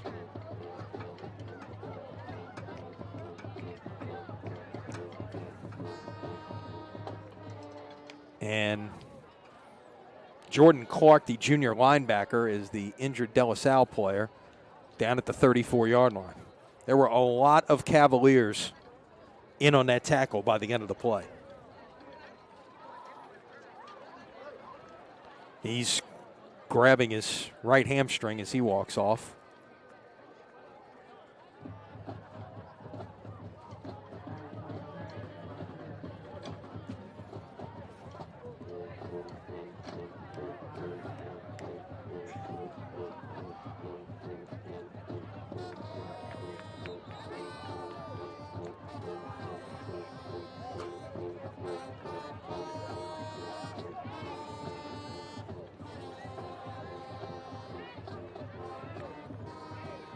So from the 36,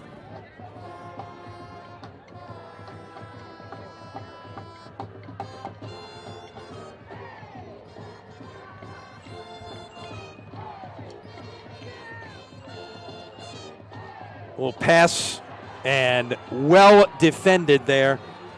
Simmons caught it, but Lance Robinson was right there waiting for it, and another loss. 3rd down, 16 is. This isn't the direction the Cougars want to be moving right now. Ball at the 33-yard line. They need to get to the 49 to make a 1st down.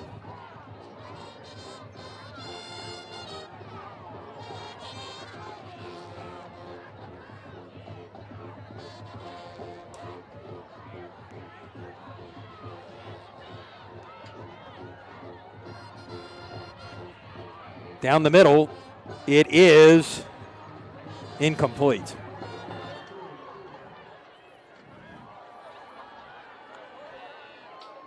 And it will be 4th down and 16.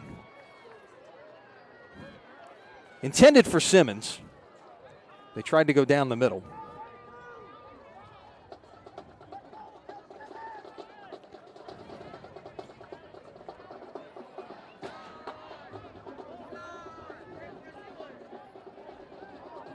So the Cougars will have to punt. And this will be, who's normally their sharp punter, Jameer Jackson, I believe. Let's see. Stoppage in play.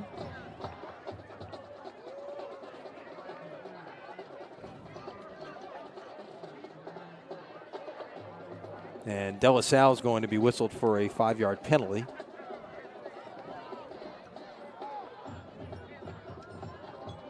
And now they'll play 4th and 11 from the 38.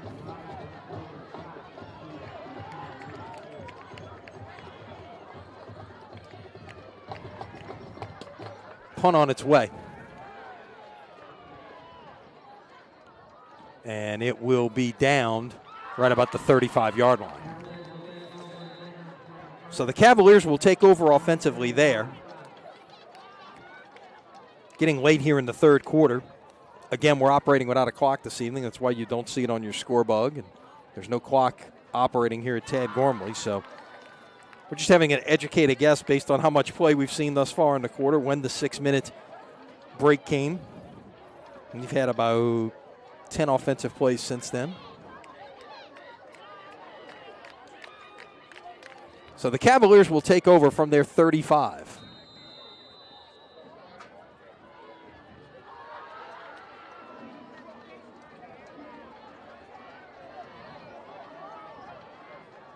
Just one wide receiver, everybody else in tight here. And it will be Gums off the left side trying to get some real estate out there. He breaks a tackle and will come up close to the first down. About a yard short, give him 9 on the carry. That'll get him over 150 yards for the evening. It'll be 2nd down 1. The ball now at the 44.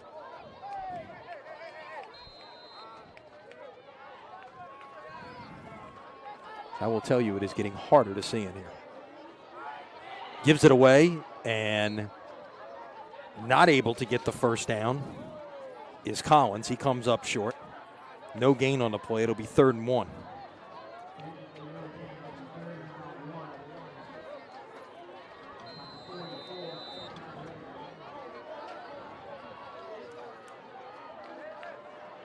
Gums keeps it, and he did not get to the sticks.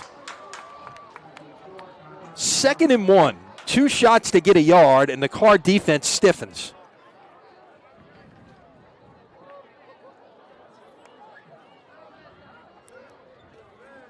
Theodore Tyler, 97, may have been in the middle of that one.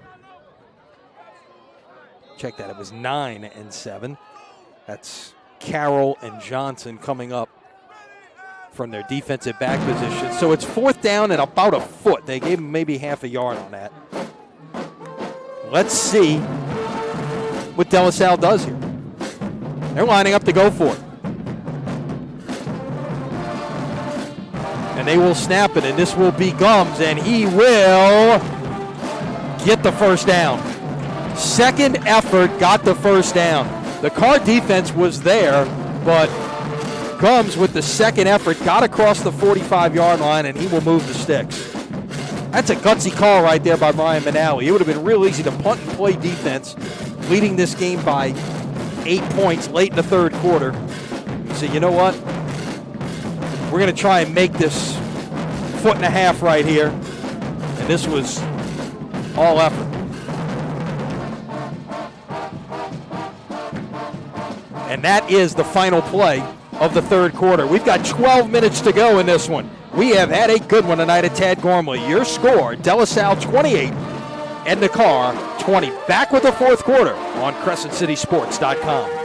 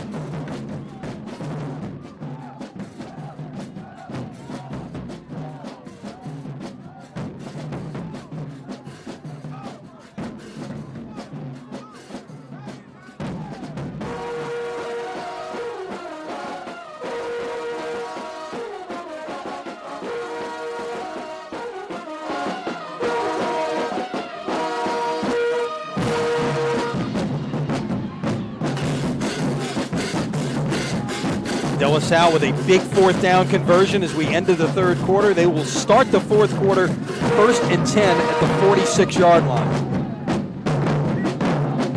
There's one man out wide, everything else in tight. This is Gums trying to get to the outside, and he is knocked down in the backfield.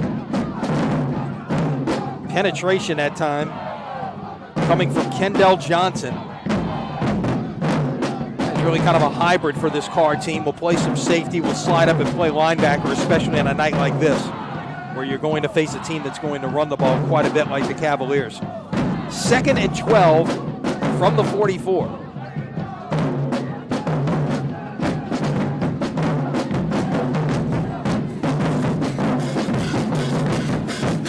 Play clock down to 4. Get it away. It wasn't a good snap. Gums got kind of taken in a direction he didn't want to go necessarily. Made the most out of it and got about 1.5 yards. Quindell Johnson on the stop. And it'll be 3rd down and 11 at the 45. Big play in this football game right here. Can the Cavaliers convert and keep the chains moving? Or will the Cougars get the ball back? Play clock at 8. Gums going long. It is incomplete. And well defended out there.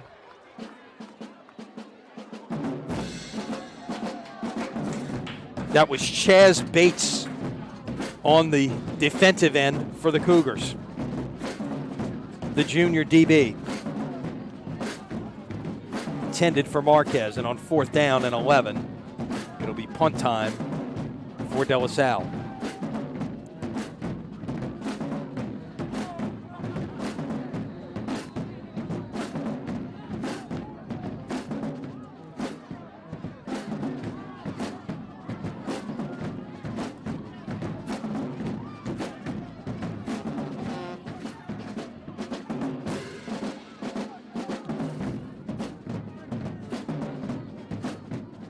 Gums gets it away, and it will go out of bounds. Let's see where they come up and spot it. Not a very good kick, as it were. It'll be spotted at the 33-yard line. So Karr will start from its 33, about 2 minutes gone by here in the fourth quarter. Fourth quarter of tonight's game brought to you by Hancock and Whitney Bank.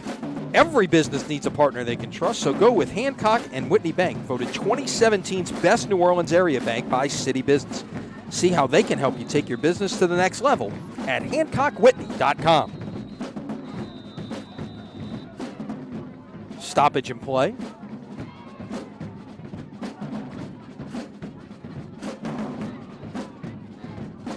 Timeout is called by De La Salle. We'll take it with them for a moment. A couple of minutes gone by here in the fourth quarter. 28-20 Cavaliers as you're watching high school football at CrescentCitySports.com.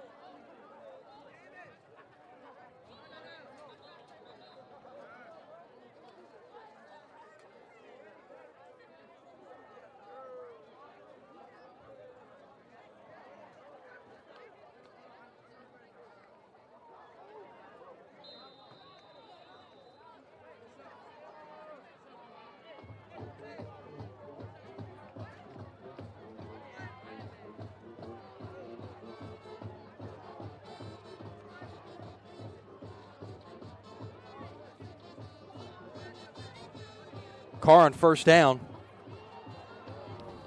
will move the chains. Ronnie Jackson on the carry. He'll get 14.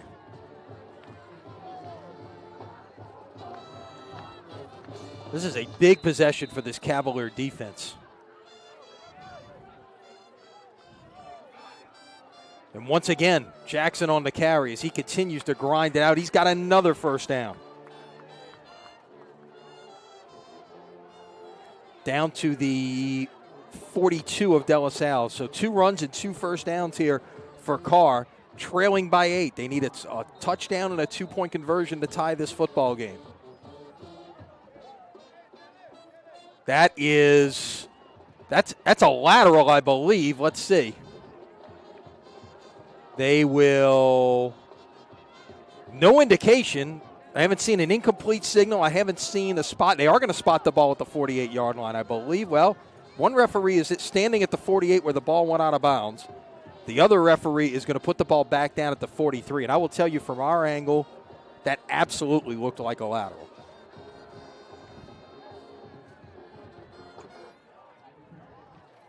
So Cougars might have caught a little bit of a break there. Didn't turn the other way to De La Salle, but they saved about 5 yards in the process. 2nd down and 10. And this will once again be Jackson on the carry. He's got to be getting close to 100 yards on the evening now. Give him 3 there. It's 3rd down and 7, and this is a big play in this game coming up right now. Can the Cavaliers stop the Cougars right here?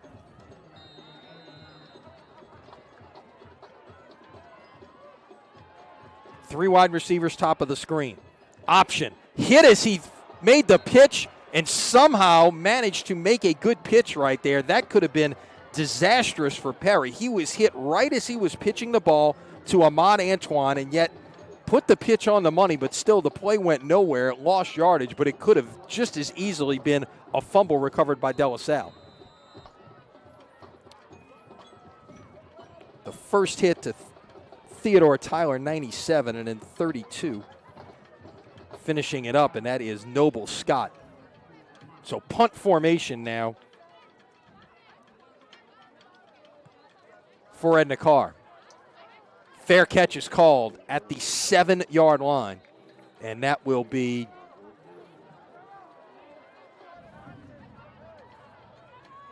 where they will get things started here. That was Ely on the fair catch at the 7-yard line. Long way to go here for the Cavaliers, but the big thing that is in their favor is the one thing that nobody knows exactly what it is right now, and that's the clock. A 8-point lead end of football for De La Salle with, no, let's harbor a guess, maybe 8 minutes to go at this point. It's hard to say. We've seen 3 plays and a punt, 5 plays and a punt since the so 8 plays and 2 punts since the fourth quarter began. Was that 4 minutes of time elapsed? That's, a couple incomplete passes in there. Gums trying to get something going here. Nothing doing there. Might have gotten back to the line of scrimmage. In fact, might have lost a yard. They spotted this at the 8-yard line, and I think he's going to lose 1. Give the Karr defense credit. They have really locked down Gums here in the second half. Couple of decent runs. 8 yards, 9 yards, but not much else after he ran for 137 yards on 12 carries in the first half. 2nd down and 11. Gums gets through a couple of defenders and out to the 15-yard line. It'll be 3rd down and 3.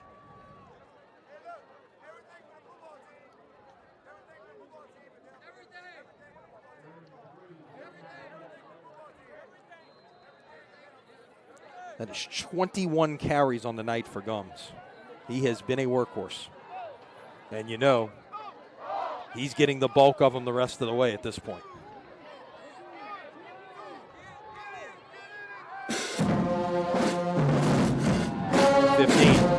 He'll keep it again, and he will get the first down.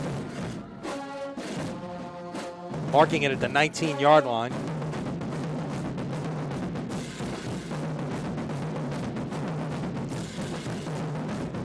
Big thing there is that it's a new set of downs for the Cavaliers, and that's going to move a couple of more minutes off the clock. be closing in on that 6-minute hydration break here very soon, I would imagine. They will let the clock wind, the play clock, and the game clock. Of course, we mentioned we can't see the game clock here, but being kept on the field. Play clock at 5. They will give it away this time. That is Collins on the carry out to about the 24-yard line. It'll be 2nd down and 5.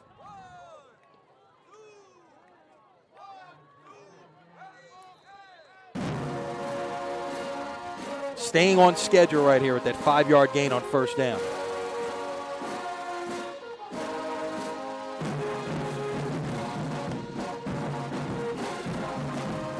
One man out wide, everybody else in tight, and once again, it will be Collins on the carry. He's going to get a couple out to the 26.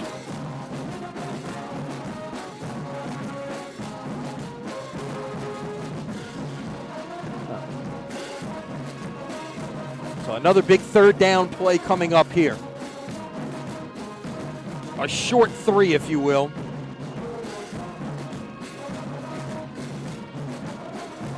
Back of the football looks like it's touching the 26-yard line. The line to gain is the 29.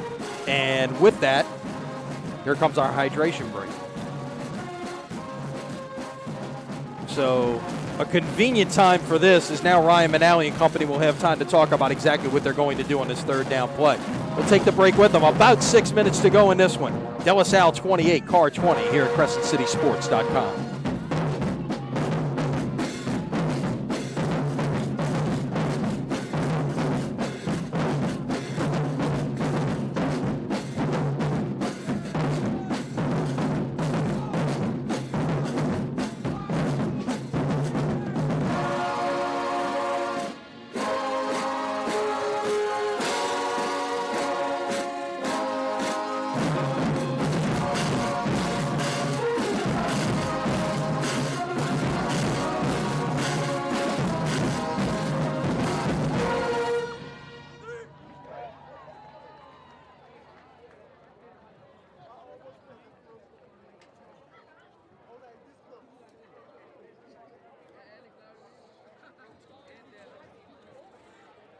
So a big play in this game coming up. 3rd down, call it a short 3. Ball at the 26 of De La Salle. 6 minutes or so remaining in this game. De La Salle leading it 28-20. Got to believe this ends up in the hands of Julian Gums. He will look one way, go the other way. He is stood up and will lose yardage. Big stop by the Karr defense. Tried to go a little misdirection, it looked like that time. Something really haven't seen much of, but he got stood up.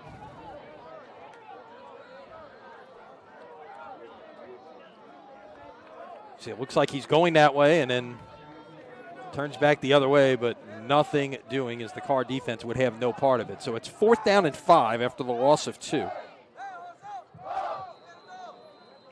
And now, Gums is back in punt formation, just looking to get whatever yardage he can get here. Push the Cougars back. That's a pretty good kick right there. Maybe his best of the night. And it will go out of bounds at the 37-yard line. So a 39-yard punt for Gums, and Karr will take over at the 37. Last series got a couple of quick 1st downs. It looked like they might have something going, and then they got stopped. Had a 13-play, 75-yard drive to start this half, and then it had to punt the last 2 times.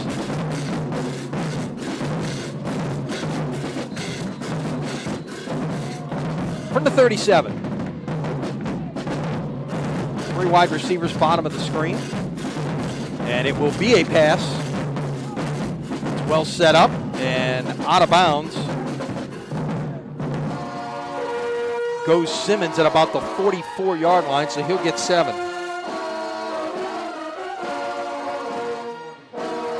Second down and 3.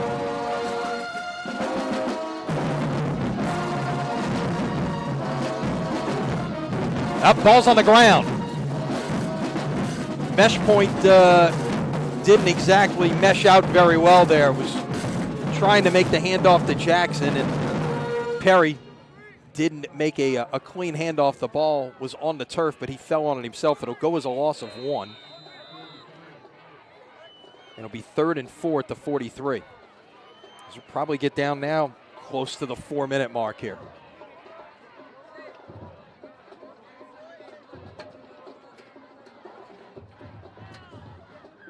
Coming back this way, first down.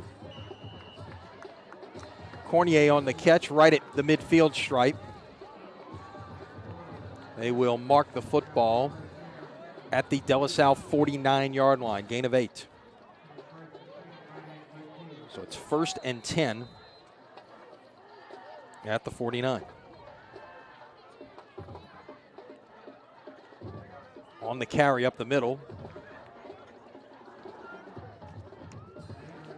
That was Jackson.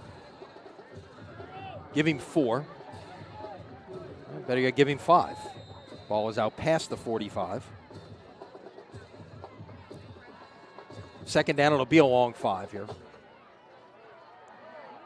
Now he'll put it down and run. First was going to make a pass.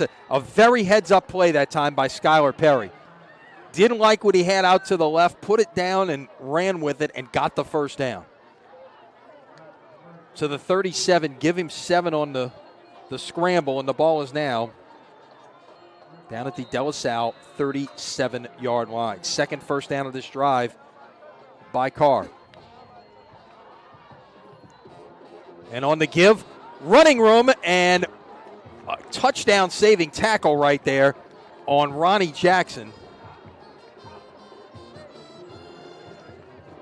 And that was Noble Scott making the stop, or else there was a lot of green real estate waiting for Ronnie Jackson. He might have taken that to the house. From the 19, they will go quickly, and once again, it is Jackson. He's bound to be over the 100-yard mark now. 6 at the 15-yard line. Jackson came in tonight with 257 yards on 37 carries and 5 touchdowns. Check that, he's only going to get 3 on the carry. 3 to the 16 and 2nd and 7. Clock continues to tick away.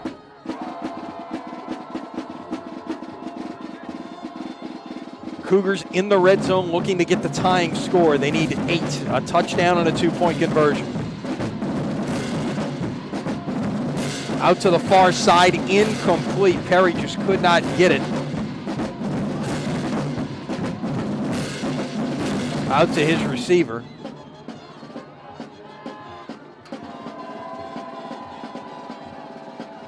And it's 3rd and 7. Another one of those gigantic plays in this football game right here.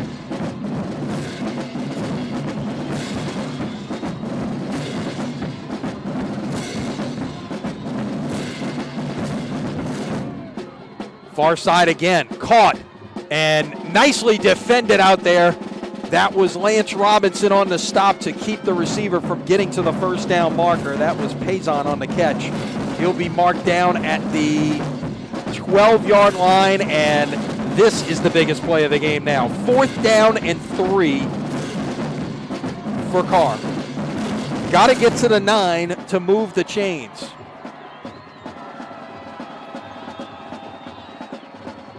They'll give it away. And bouncing it to the outside and getting the first down is Jackson.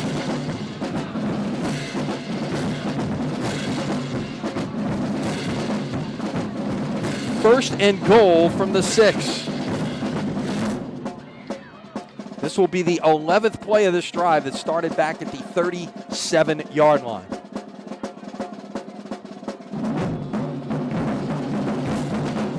Thought this would be an outstanding game tonight. We have been entertained. Jackson stopped at about the 3.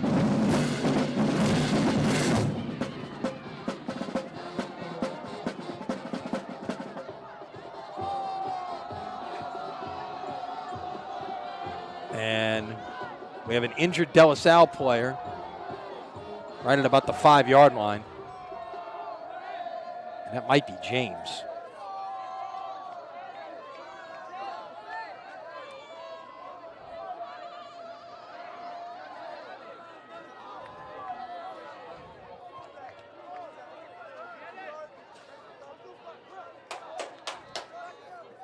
Karr's offense has been on the field for 35 plays here in the second half. So this is a De La Salle defense that has got to be very tired. This is where you run all of those conditioning drills in the spring, in the summer, and in August to get you ready for situations like this. It was Jameer James, the Tulane commitment. He's going to walk off under his own power. 2nd and goal at the 3.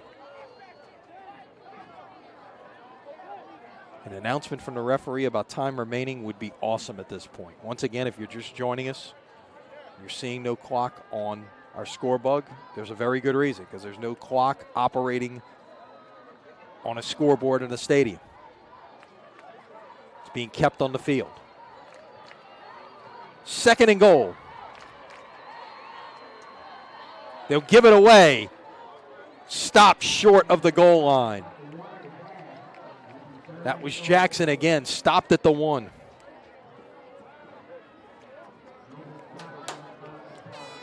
Third and goal from the 1. Cougars go quickly. It is Jackson, and he is in for the touchdown. 13-play drive. And a lot of it was Jackson. 1, 2, 3, 4, 5, 7 carries on the drive, including the touchdown. The last 4 plays of the drive were all him. And now, that was big, but this is bigger. The 2-point conversion to tie. And you got to believe that this has to involve number 2 as much a part of the offense as he's been this evening. Timeout.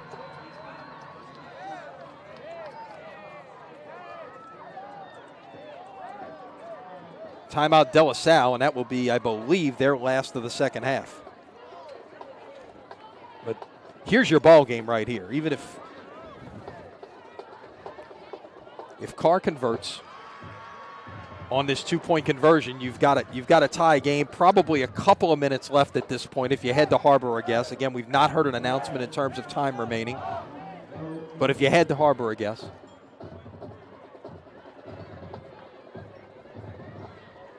Got the Karr coaches down the way from us. They're not necessarily getting the information sent up to them in terms of exactly what's left. So again, placement tries in high school football, just like college football, from the 3-yard line. Karr will come out with 4 wide receivers. Spurlock to the top of your screen, 3 wides to the bottom of your screen, and Jackson alongside Perry.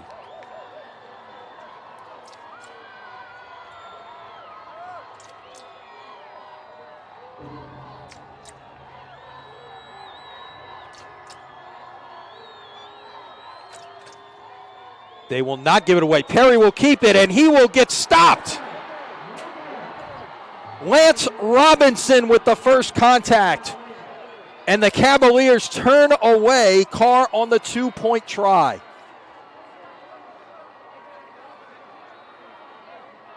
(28-26). You have to believe an onside kick is coming now.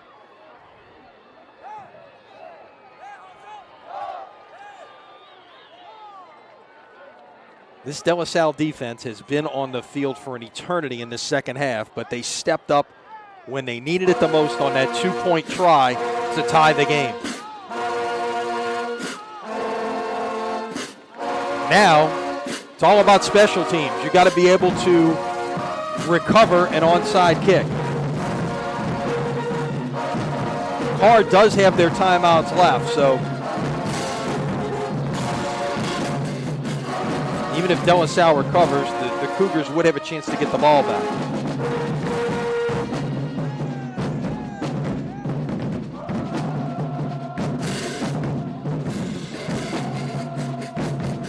One more look at the two-point play.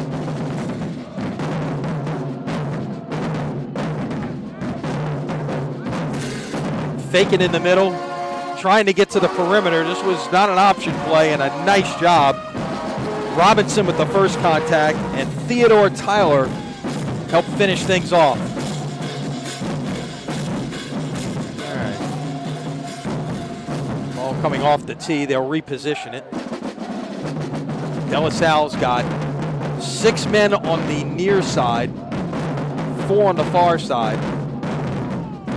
I think it's coming this way. We'll see what the Cougars have in mind. They will kick it, and it's recovered. That is Aaron Marquez, the wide receiver, falling on the football. And again, without knowing the clock situation here, we don't know exactly what De La Salle needs to do right now. We know that Karr has timeouts left, so De La Salle cannot just kneel on the football. They've got to actually move it, try to get a first down here. They're going to play it from the 40.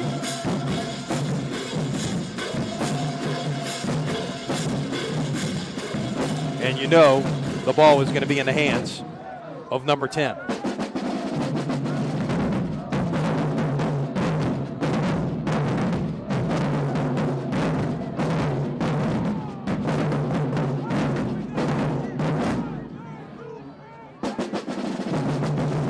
He will go right, put his head down, get a couple. We'll see a Karr timeout.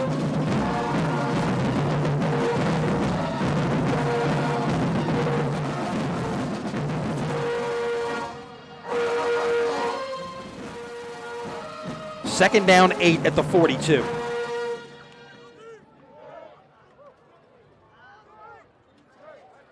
Two timeouts remaining for the Cougars.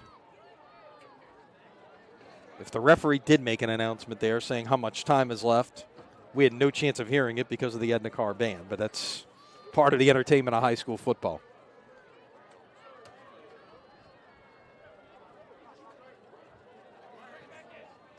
I think we're going to see Gums twice more here before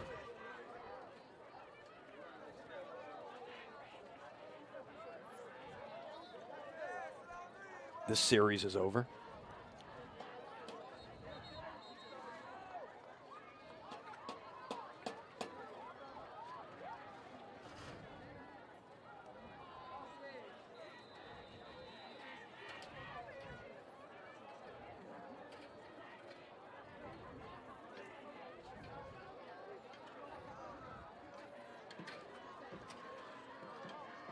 Gums on the night unofficially 170 yards rushing. Got a flag in the backfield.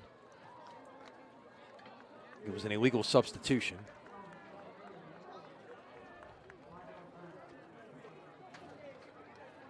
So it'll be second down 13, the ball at the 37-yard line.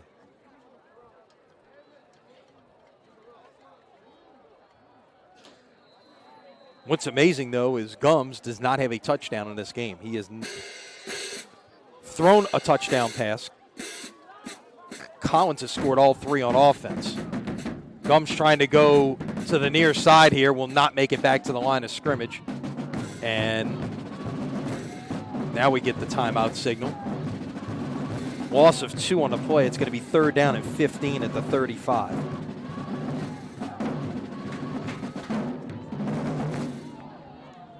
The indication we're getting from the public address system down the way is there might be about 40 seconds remaining in this game.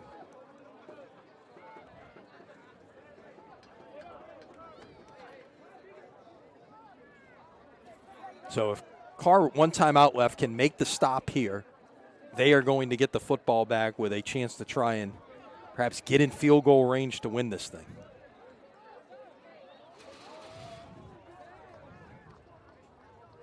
But first things first, you got to make the stop on third down, although 15 yards to go is a long way to go.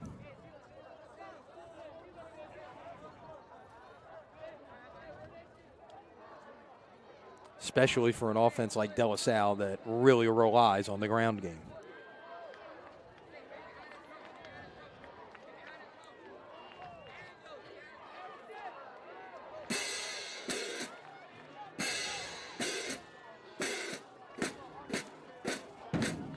Flags. False start, so De La Salle is moving in the wrong direction. Trying to close this thing out.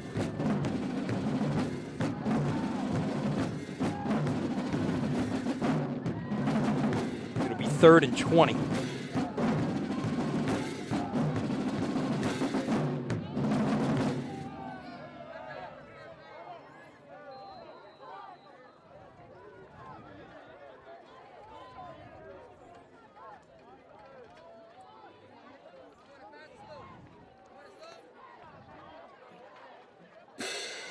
Gums has got Collins alongside him here.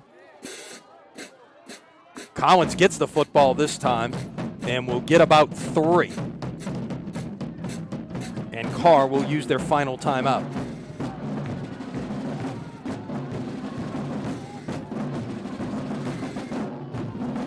So it'll be 4th down. Again, we are not sure of the clock situation. You know, that's unfortunate here. This has been a great football game here, and you'd like to know, if you're watching with us here at CrescentCitySports.com, if you're one of the few thousand that are in the stands here this evening watching this terrific game, you'd like to know what the situation is. And you don't.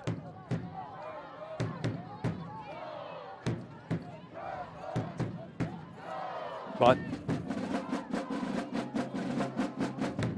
technology being what it is, sometimes scoreboards don't work. But at the same time, you should keep the fans in a loop. If you're putting a wireless mic on the referee should be announcing that quite frequently.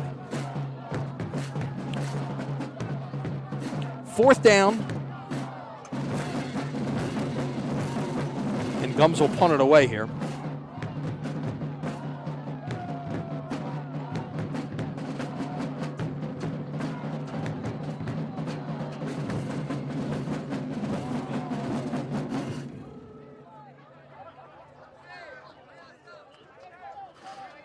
And that is a line drive down the middle of the field. We'll take a couple of hops. This is returnable from the 25-yard line. Tripped up at the 29, or make it the 30-yard line, and that's where the Cougars are going to start here with one final chance. And no timeouts. Of course, first downs, much like they do in college, first downs will stop the clock, allow the change to be reset.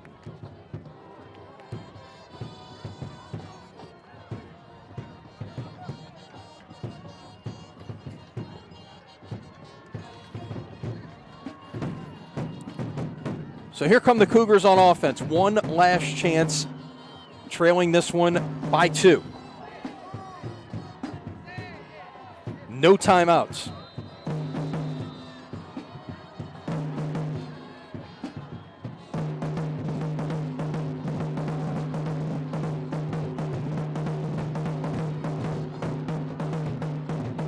Going long. Oh, he's got a man wide open down the middle of the field, and it's caught. 25. Brought down, not brought down, he's still on his feet, 20. And brought down finally about the 22-yard line. Cornier got free in the secondary.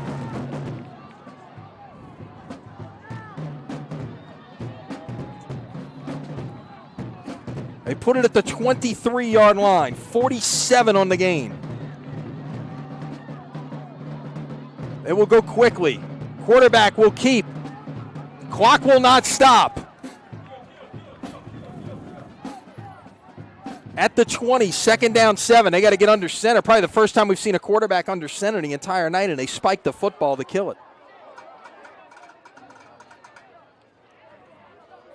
3rd and 7. The ball now at the De La Salle 20-yard line.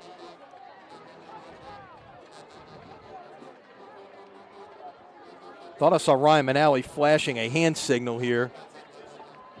10 seconds perhaps left. If it's not 10, it's less than 10.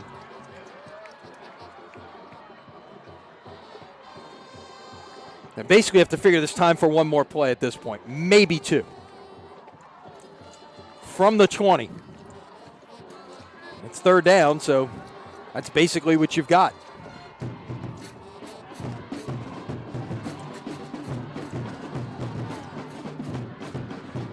Coming back, down in the end zone, incomplete. Joseph Husband had a hand on that one. And now it's 4th down, and this is your ball game right here.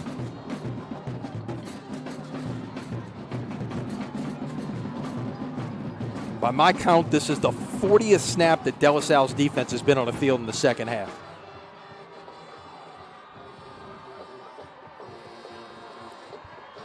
Perry's got Jackson next to him, 2 wide receivers to either side. You know this is going in the end zone. Perry. Intercepted. Husband with the interception. And that will do it, I believe.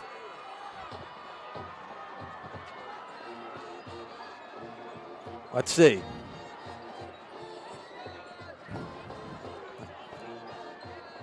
Yeah. Believe that's your ball game. It's again, it's hard.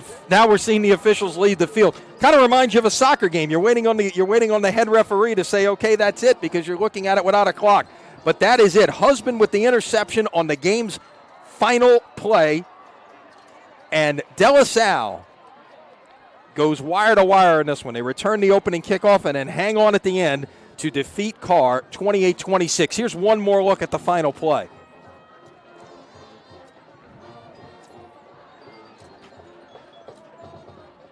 Trying to get it into the end zone. Husband comes up with the interception, and that will do it. 28-26. What a game we had here tonight at Tad Gormley. De La Salle got out to a 21-0 lead in the first 7 minutes of this one. Edna Karr answered back with a couple of quick touchdowns to make it 21-14. De La Salle made it 28-14 just before the half after a long drive. Karr got the only points of the second half on a touchdown. Or I should say the only 2 touchdowns of the second half. They had a touchdown, a missed extra point, then a touchdown, missed the 2-point conversion. One last chance as they went down the field late to try and get the winning score, but the Cavaliers turned them away. What a game we had tonight. We're back with you tomorrow night. Another great one, hopefully as good as this one, from Joe Yeti between Riverside Academy and Archbishop Rummel. For Chip Merritt, for Matt Merritt, for everyone involved with Crescent City Sports, glad you could be with us this evening. My name is Lenny Van Gilder. Once again, your final score, De La Salle 28, Edna Karr 26. Until tomorrow night when Ken is with you from Joe Yeti, so long, everybody.